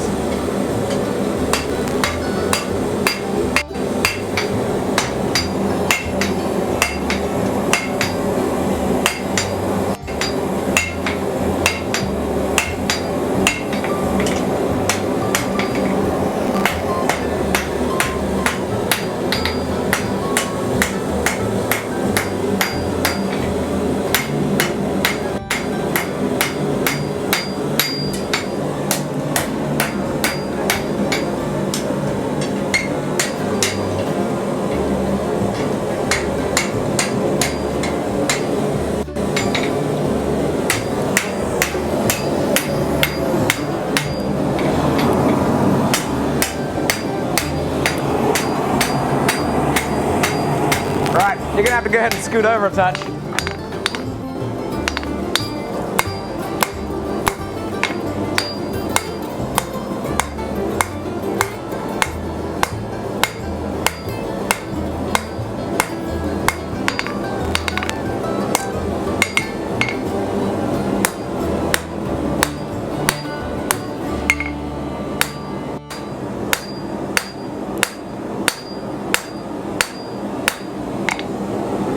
Trouble is, I just don't want that stuff to get hot. I gotta make sure I'm not bending it around, otherwise I'm gonna get stress fractures. This might have been a mistake doing it this way around. This is why the live show is so exciting. This could go dreadfully wrong at any moment. So if I was the one doing the live show, we'd be done by now. Oh, bloody hell, he would be done, wouldn't he? Would also be a mild steel side.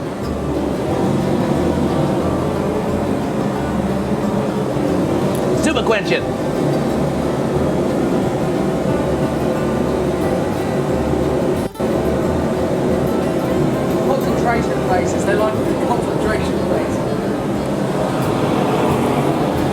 Did we show his tongue sticking out enough?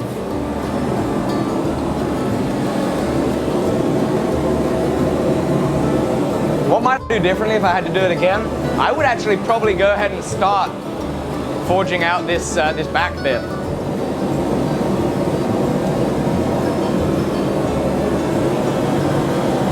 Socket. I need to crank that forge up. With those doors open, she's really performing poorly.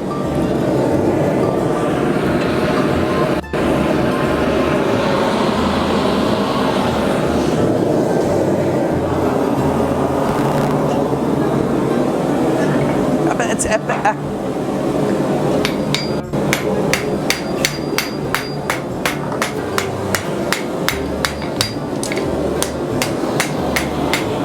Alright, flip around that way.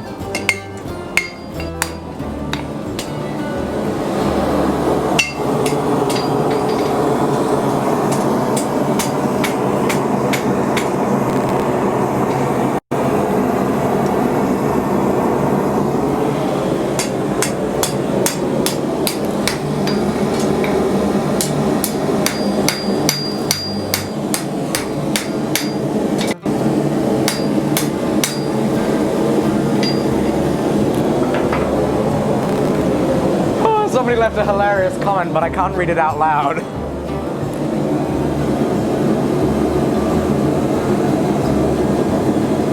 Oh.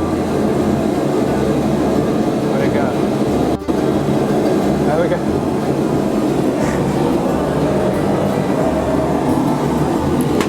That's very funny.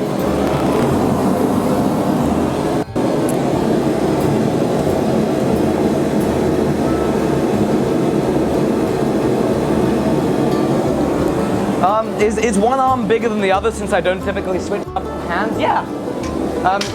Right side of your body, the hammering side of your body tends to get a little bit better built up, you know, and you get more toughness in that hand. Yeah, Sam's got the biceps. He's over there going, yeah!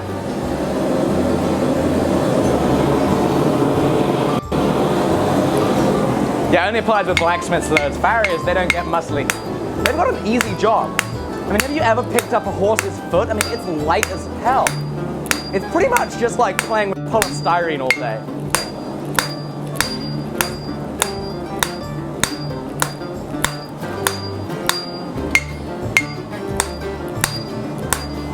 Yeah, farriers, you know, they say they got a hard job, but I don't know what they're talking about.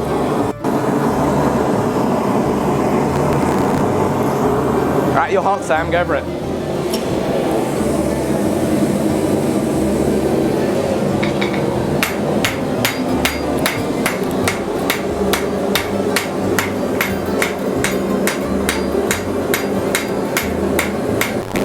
Thanks, Taylor. Very funny. You're a funny guy.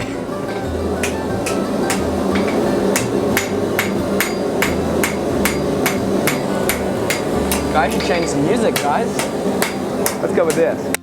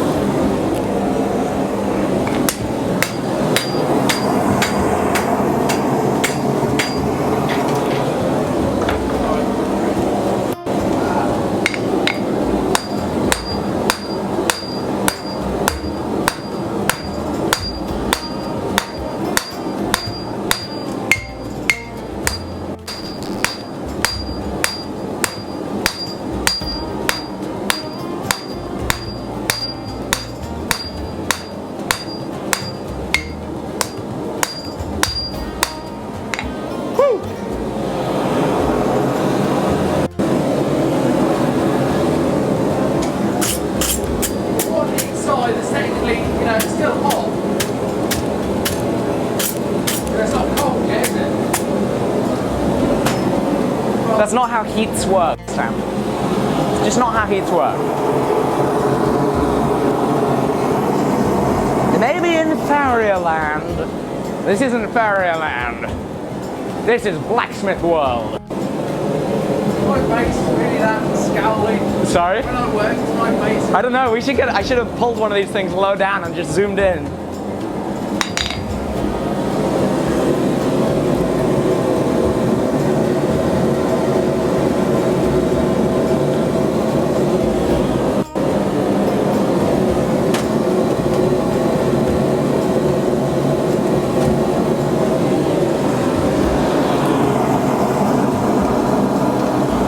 Oh, plenty of thickness to pull that thing out with.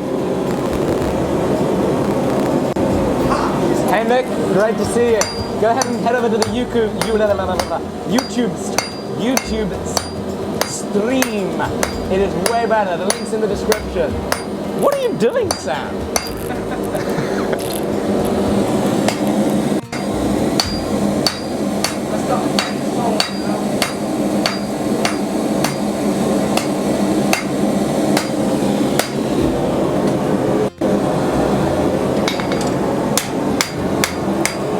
Well, if I had a cross-peen sledge, I'd do it. Sorry? If I had a cross-peen sledge, I'd do it. I can't let a farrier one-up me. I have a straight-peen 26-pounder. I'd probably get about 3 hammer swings out of the 26-pounder before I'd have to switch up and not do that. Golly! Frickin' hell. Some people, so inconsiderate.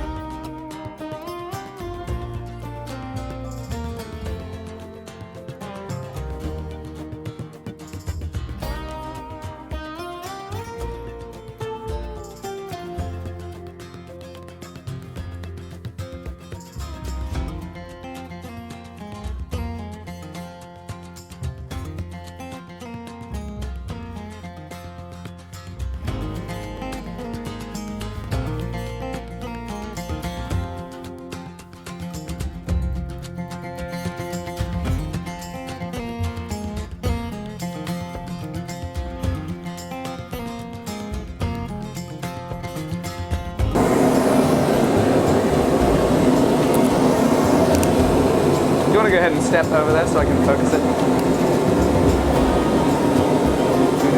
Oh, whoa! No! Get back!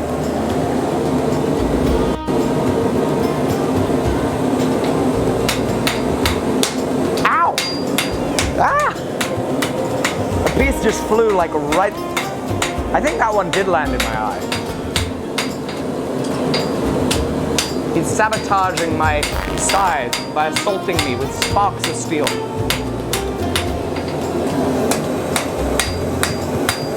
Sorry guys, this will just be a second.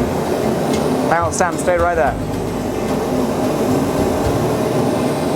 There we go, we're good. We're back on, I think. Ah, shoot.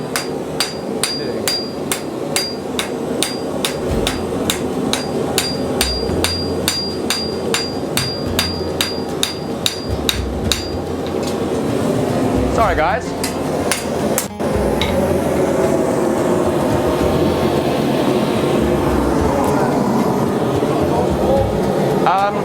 There's a file handle that has a golf ball on it.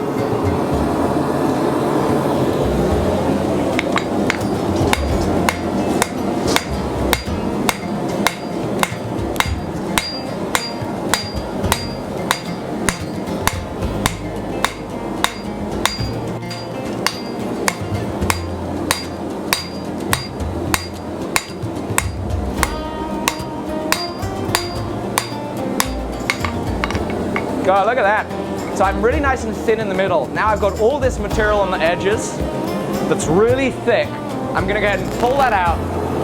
And in a couple of heats, he says, we should have enough material to forge a socket. We'll see how that goes.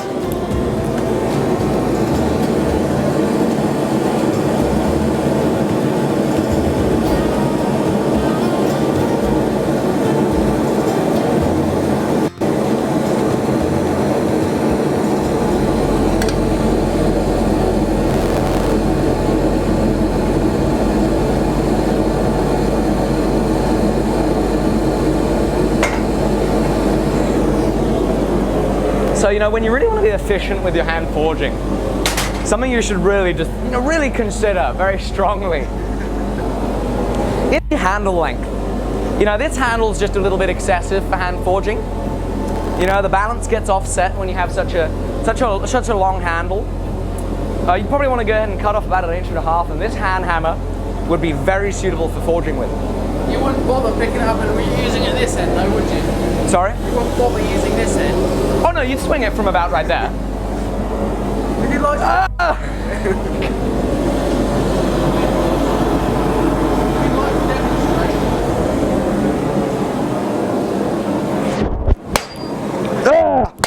There we go. So that's how you do it. 4 hit side. Let's go back up top.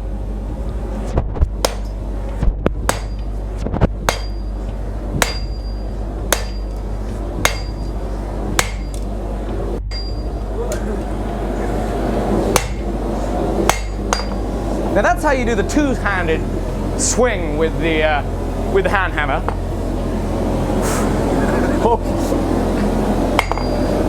One-handed, just to planish. Hang on.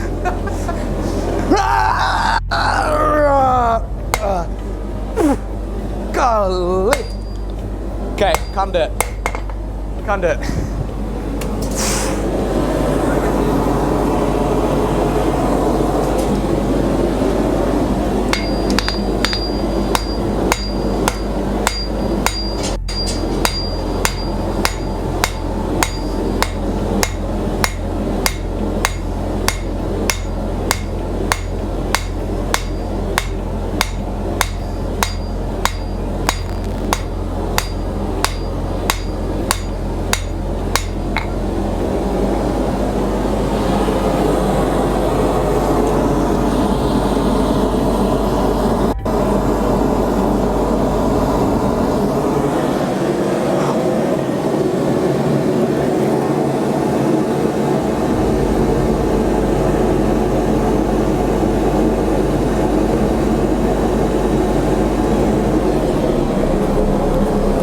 That's a heavy, it's a heavy sledge. What's going on, Sam? All good? Yeah.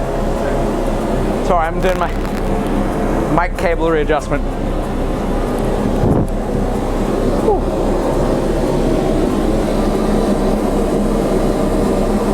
Hey guys, remember, go ahead and check out the full stream on YouTube. The link's in the description.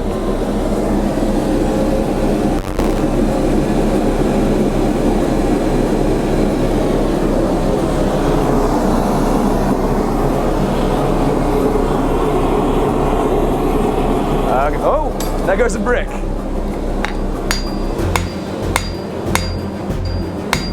Yeah, so that sledgehammer, the 26-pound sledgehammer, that's a hammer that we're adding to the Ranger hammers here in 2017.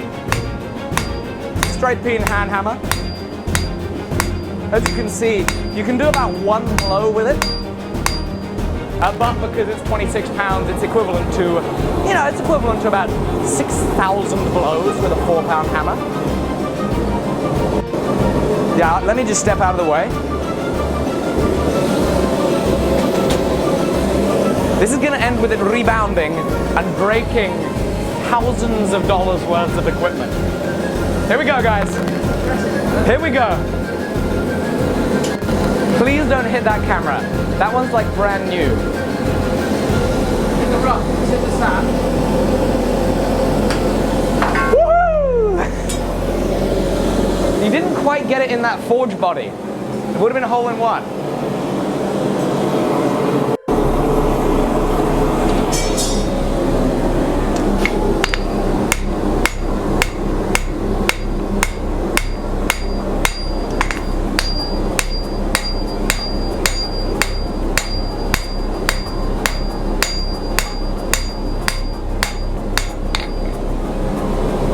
Take another more heat. A little more heat, keep drawing it. No stress fractures as yet.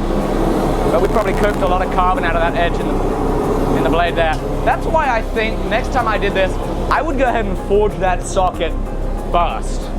But of course I didn't know how much material I needed, so you know, a reason why I didn't. But I think forging the socket first, definitely the way of going about it.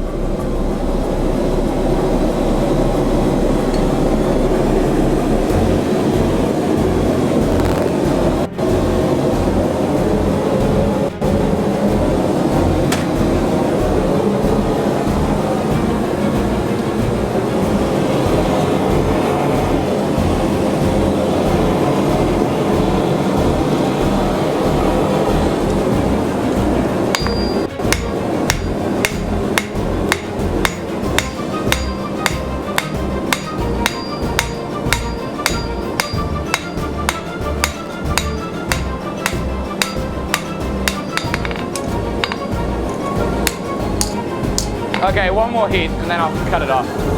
Golly, just so much dilly-dallying. I do apologize, ladies and gentlemen.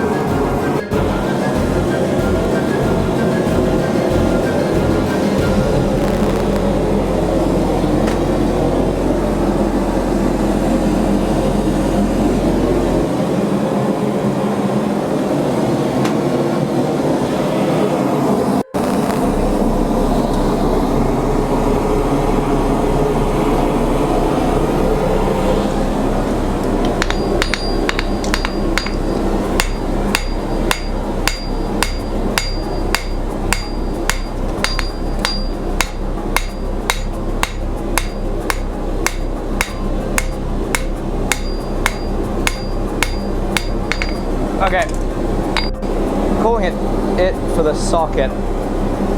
Hopefully she wraps around to be large enough. Okie now I'm gonna go ahead and, I guess hack her off and start curling her over.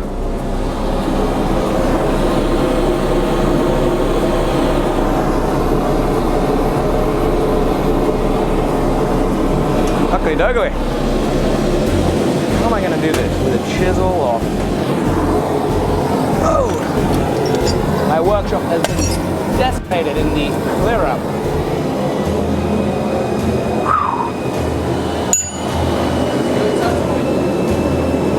I'll do that right at the end so it's not getting scaled up. Yeah. That's one of the few things that I did plan ahead with today's episode.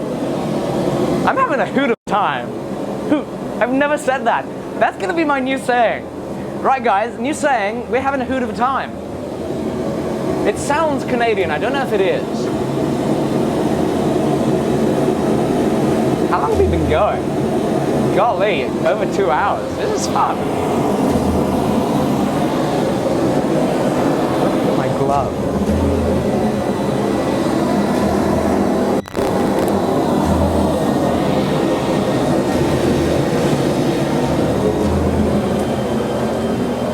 Sam? Yes? You know what I'm about to say? I don't know what I've done with my left-handed glove. What? My left-handed glove. There's a big old pile of them in there. Oh, I found it.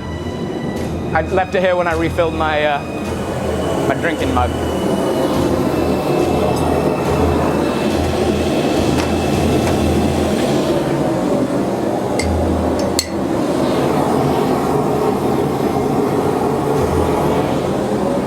Whoa, that's good.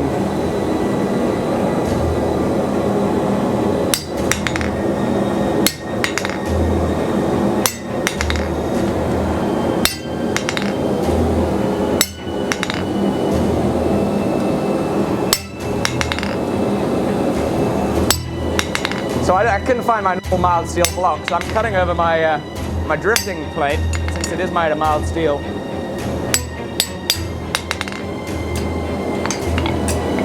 Ugly duggly. Heat that up, give it the old, whoa, that's hot. Do I give it a straight or not? You know, I'm not too worried about it being straight right now. I need to untangle myself.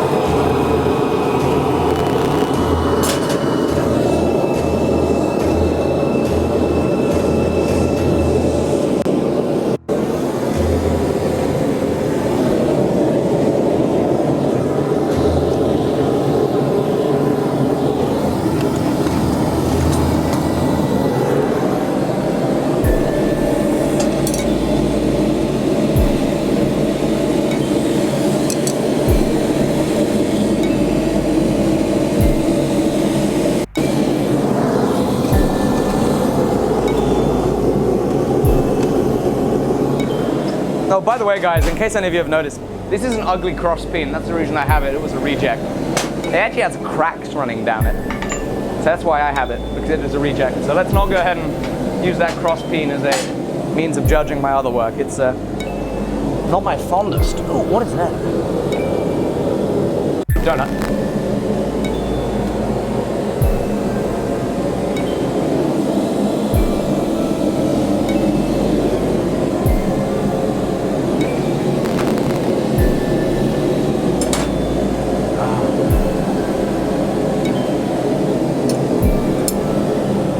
All right, let's see if I can make this. I do need the cross pin again. Let's see if I can make this work.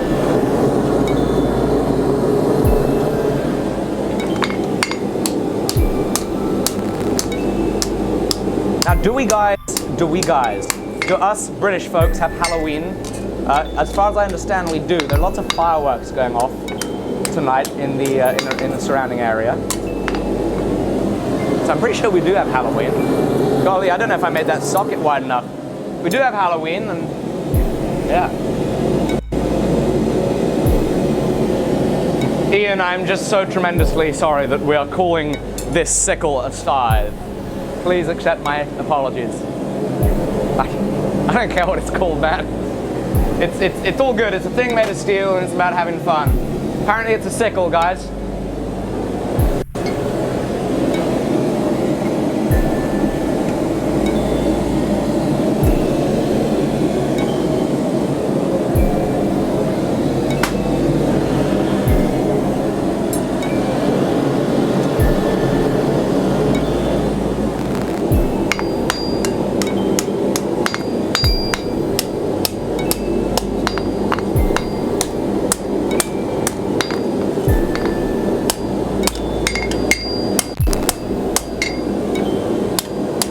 Yeah, I think I underestimated the amount of material I needed for this. Hugely.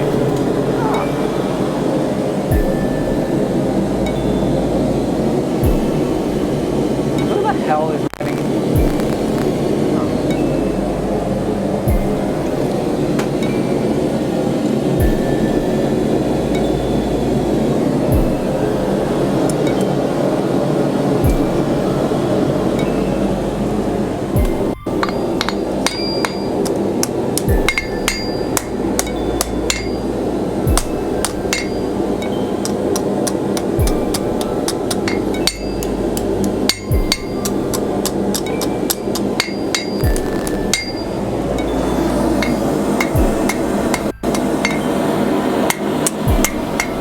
Stop the press, we are making a sickle, not a scythe.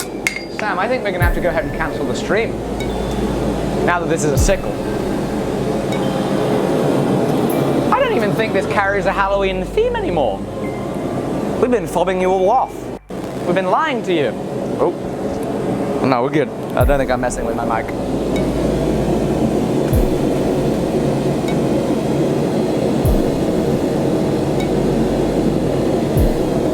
Yeah, the good old debate about Damascus steel and patent welded steel. Good old debate.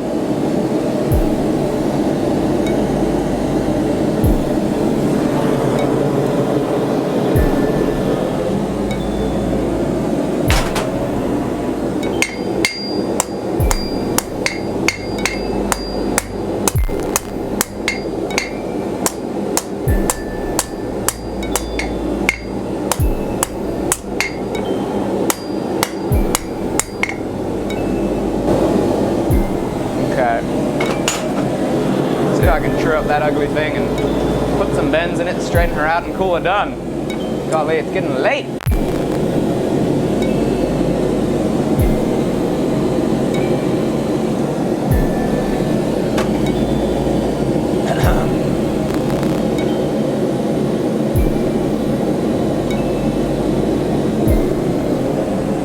Golly, I'm not teaching anybody how to make a scythe or a sickle. I don't know what the hell I'm doing. This is just fun. I'll teach somebody how to make a hammer and stuff like that.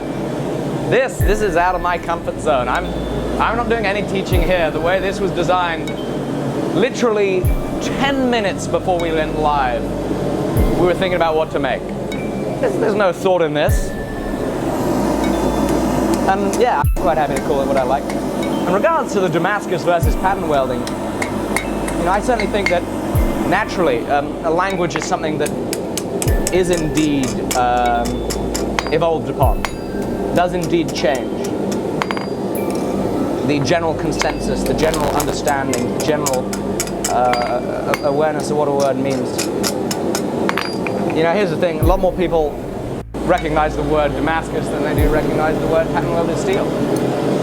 You know? If all of a sudden, yeah, if you like the word Damascus, it's sad, but naturally, you know, things change. If all of a sudden the word hello lost a certain degree of its meaning, lost a certain degree of familiarity with people as to what it means, and another word comes along, yeah, I mean, I guess we can, you know, we can try and rigidly stay with the language that's been there for a lot of time, a long time. And I have no problem evolving, especially when, I mean, the reason that I will always be happy to call pattern welded steel Damascus steel is because that is what the market wants. The market wants Damascus steel. The market has no clue what pattern welded steel is. Nobody knows what pattern welded steel is. Everybody knows what Damascus steel is. It's steel with pretty patterns. So I'm quite happy to call it that. Because there are a lot of people that would like to see some forging and would like to learn more about it. And they don't care about whether they're calling it the right way or the wrong way. They just want to learn more about forging. And if I can get as much forging content to them as possible, it's going to be good for them because they're going to be able to enjoy their forging hobby. It's going to be good for me because it means that, you know, I'm going to be able to get more views and more subscribers and more people entertained with what I'm doing, to hopefully the point that it ends up being good for my business. So yeah, I'm going to keep calling pattern welded steel Damascus because that's what people know it as. It's not original Damascus steel as was traded in Damascus, you know, hundreds of years ago. No, of course not. It's absolutely not the case. It's nothing that I'd ever be insinuating.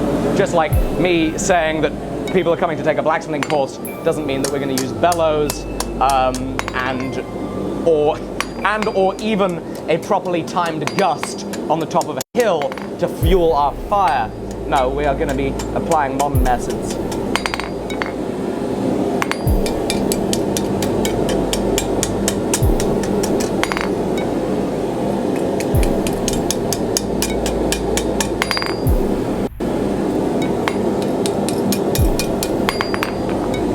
Man, this thing's ergly. So yeah, with a little more length, I would have ended up having it wrap around. That would certainly lead to a great deal more structural integrity. But, you know, I mean, sometimes stuff doesn't quite work out how you want it to. That's all good. Now I'm going to work out the bends I got to put in it. I'm probably going to go ahead and lock it in the vise. Make some sort of interesting bends. And I'm going to read some of your comments.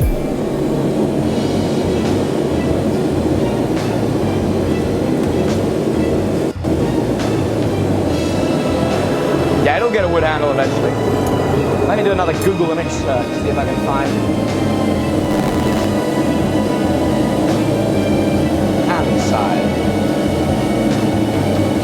I guess it just comes straight out of the 90 degree. It might lift up a touch. No, it seems to come straight out.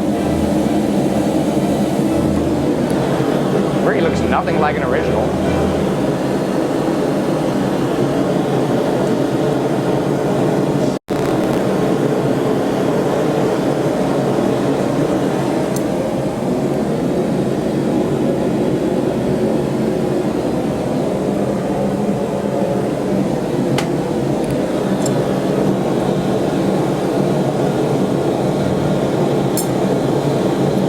Am I going to grip that thing?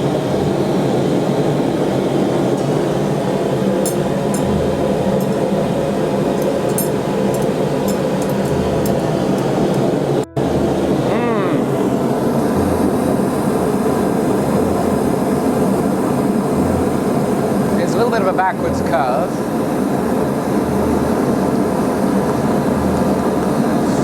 Golly, I have no clue how to get at it. I have to straighten this first.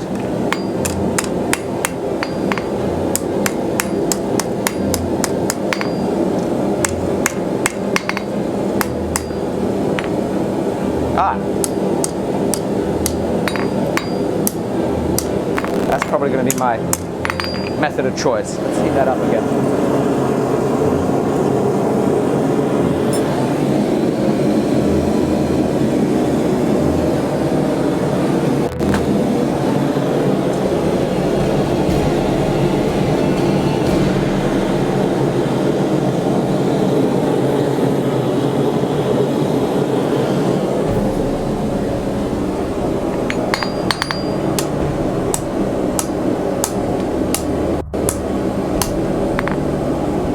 Oh, golly.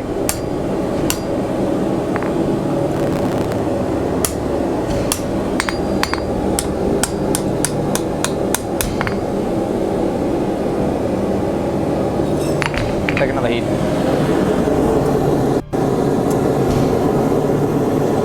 You know, a funny thing is these live shows just tend to be a fantastic conglomeration of me making really poor things.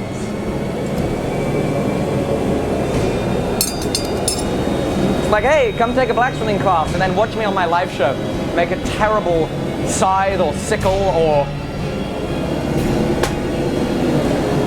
whatever it is.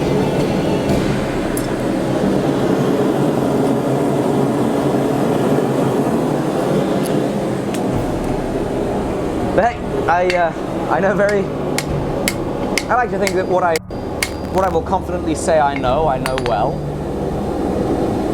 But I'm quite happy to admit that I know nothing about making a scythe or a sickle. I know nothing about making knives. And it's a fantastic and wonderful learning experience. And a fantastic, like, something that I truly am honored to be able to do, is to be able to take this time, to be able to afford this time, to be able to hang out with you guys, and do this, and experiment, and try new things that I otherwise would likely never attempt.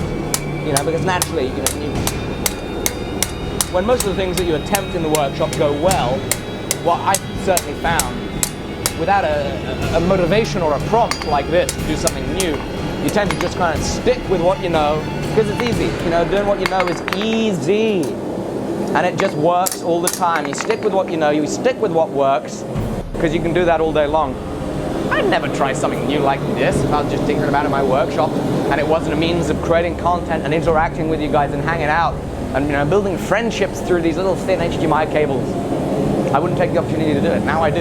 You know, now I get to learn myself and try new things and take on new endeavors and fail and learn about, you know, how I can better plan my forging processes so I can apply that into the things that I do know, so I know them better, and all that stuff.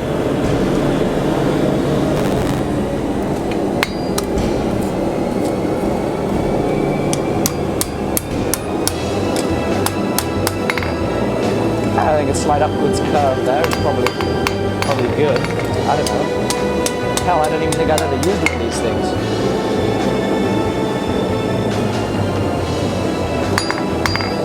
Wow. That is gnarly. I'm gonna throw a touch mark in it now while she's hot right where I want her.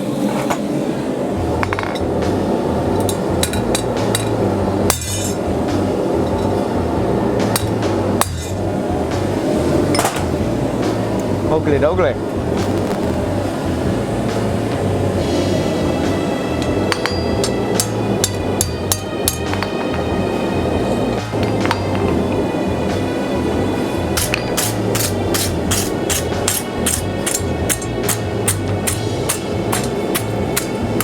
One day I'll get good at making one of these and I'll make one out of Damascus.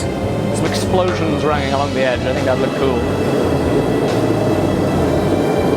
Straighten out the old edgeroonie.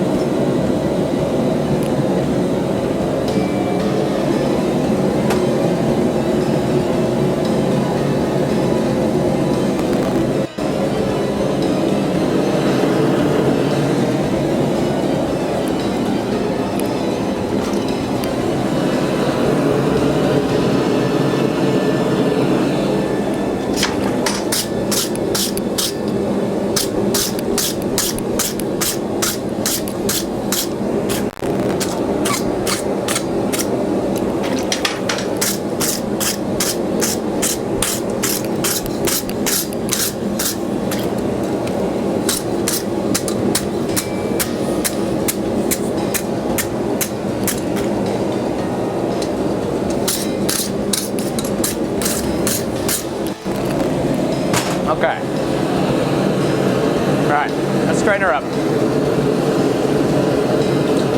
She probably has about 0.1% carbon percentage.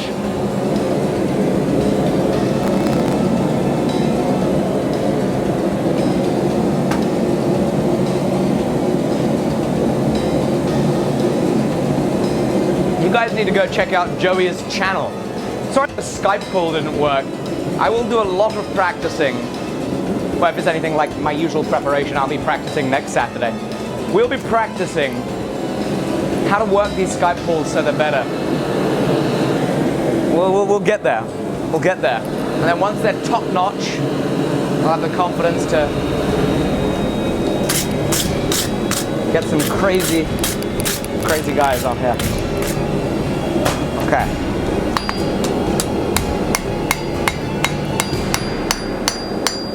So, in other news, Albert Paley was in my city this week. Albert frickin' Paley.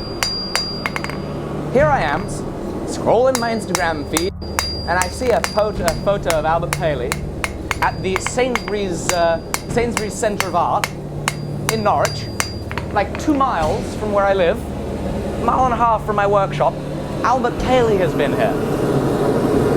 Do you know how much my heart sank when I realized that Albert Paley was in my home city and I didn't even know about it? Damn. That was a bummer. You don't know who Albert Paley is. Clearly, you're not even alive. He's one of the most prominent metal sculptors in the US. His work is extraordinary. It has an extraordinary scale.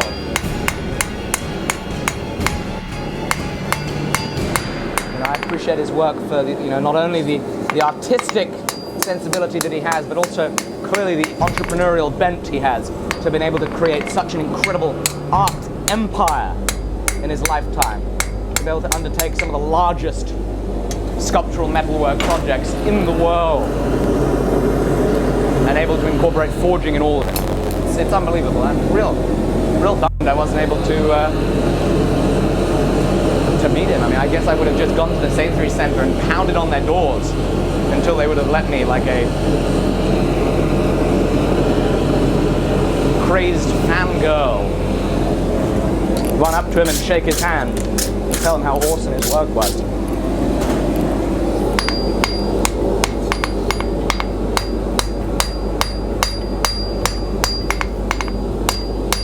So because of all the oxidation, the bevel here is kind of non-existent. So now it's just a case of straightening it. And then of course, as the old saying goes, my dear friends, a grinder and paint will fix what you ain't. That's a motto that I'm going to be living by with this particular item. The grinder and the paint will fix what I ain't with this. If I ever get around to finishing it. I'll see she's straight. It's a tough one to straighten.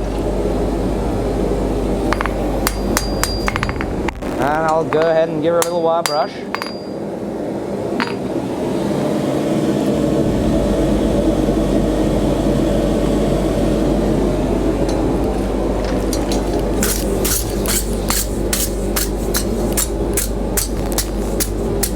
I don't know how sold I am on this technique of wetting the wire brush. I don't know if it really works. I think what it is it's a big wire brush. The big wire brush, the big evil wire brush corporations that are spreading these rumors. So we buy more wire brushes because the tines are going to oxidize faster and the handles are going to come loose. Golly. That's what it is, Sam. It's big wire brush. Big wire brush is spreading these rumors. Yeah, you'll still do it again. Yeah. God. Trouble is, that's probably going to end up cracking it too. Okay, one more straining heat, then I'll normalize it, and then we'll wrap up the show. Man, that was a long one. I'm burning something. Something's burning.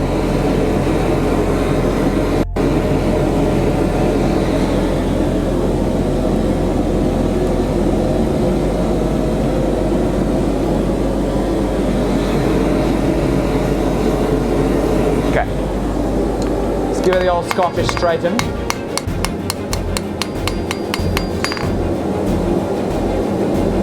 It's succinctly different from an English straighten. Succinctly. I think I didn't use that word correctly. Succinctly. I apologize, ladies and gentlemen. I claim I'm from England, and yet I clearly don't even know my own language. So I'm going to go ahead and let that crank off the forge there, let the residual heat in the bricks creep it up to some sort of critical temperature, and we'll pull her out and let her normalize.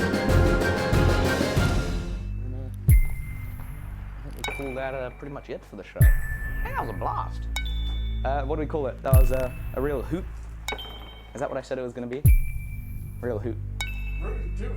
A hoot of a show, eh? Yeah, guys, what can I say? Been hanging out all this time. How many of you are still here? It's got to be. How many? 134 of you guys still here. That's unbelievable.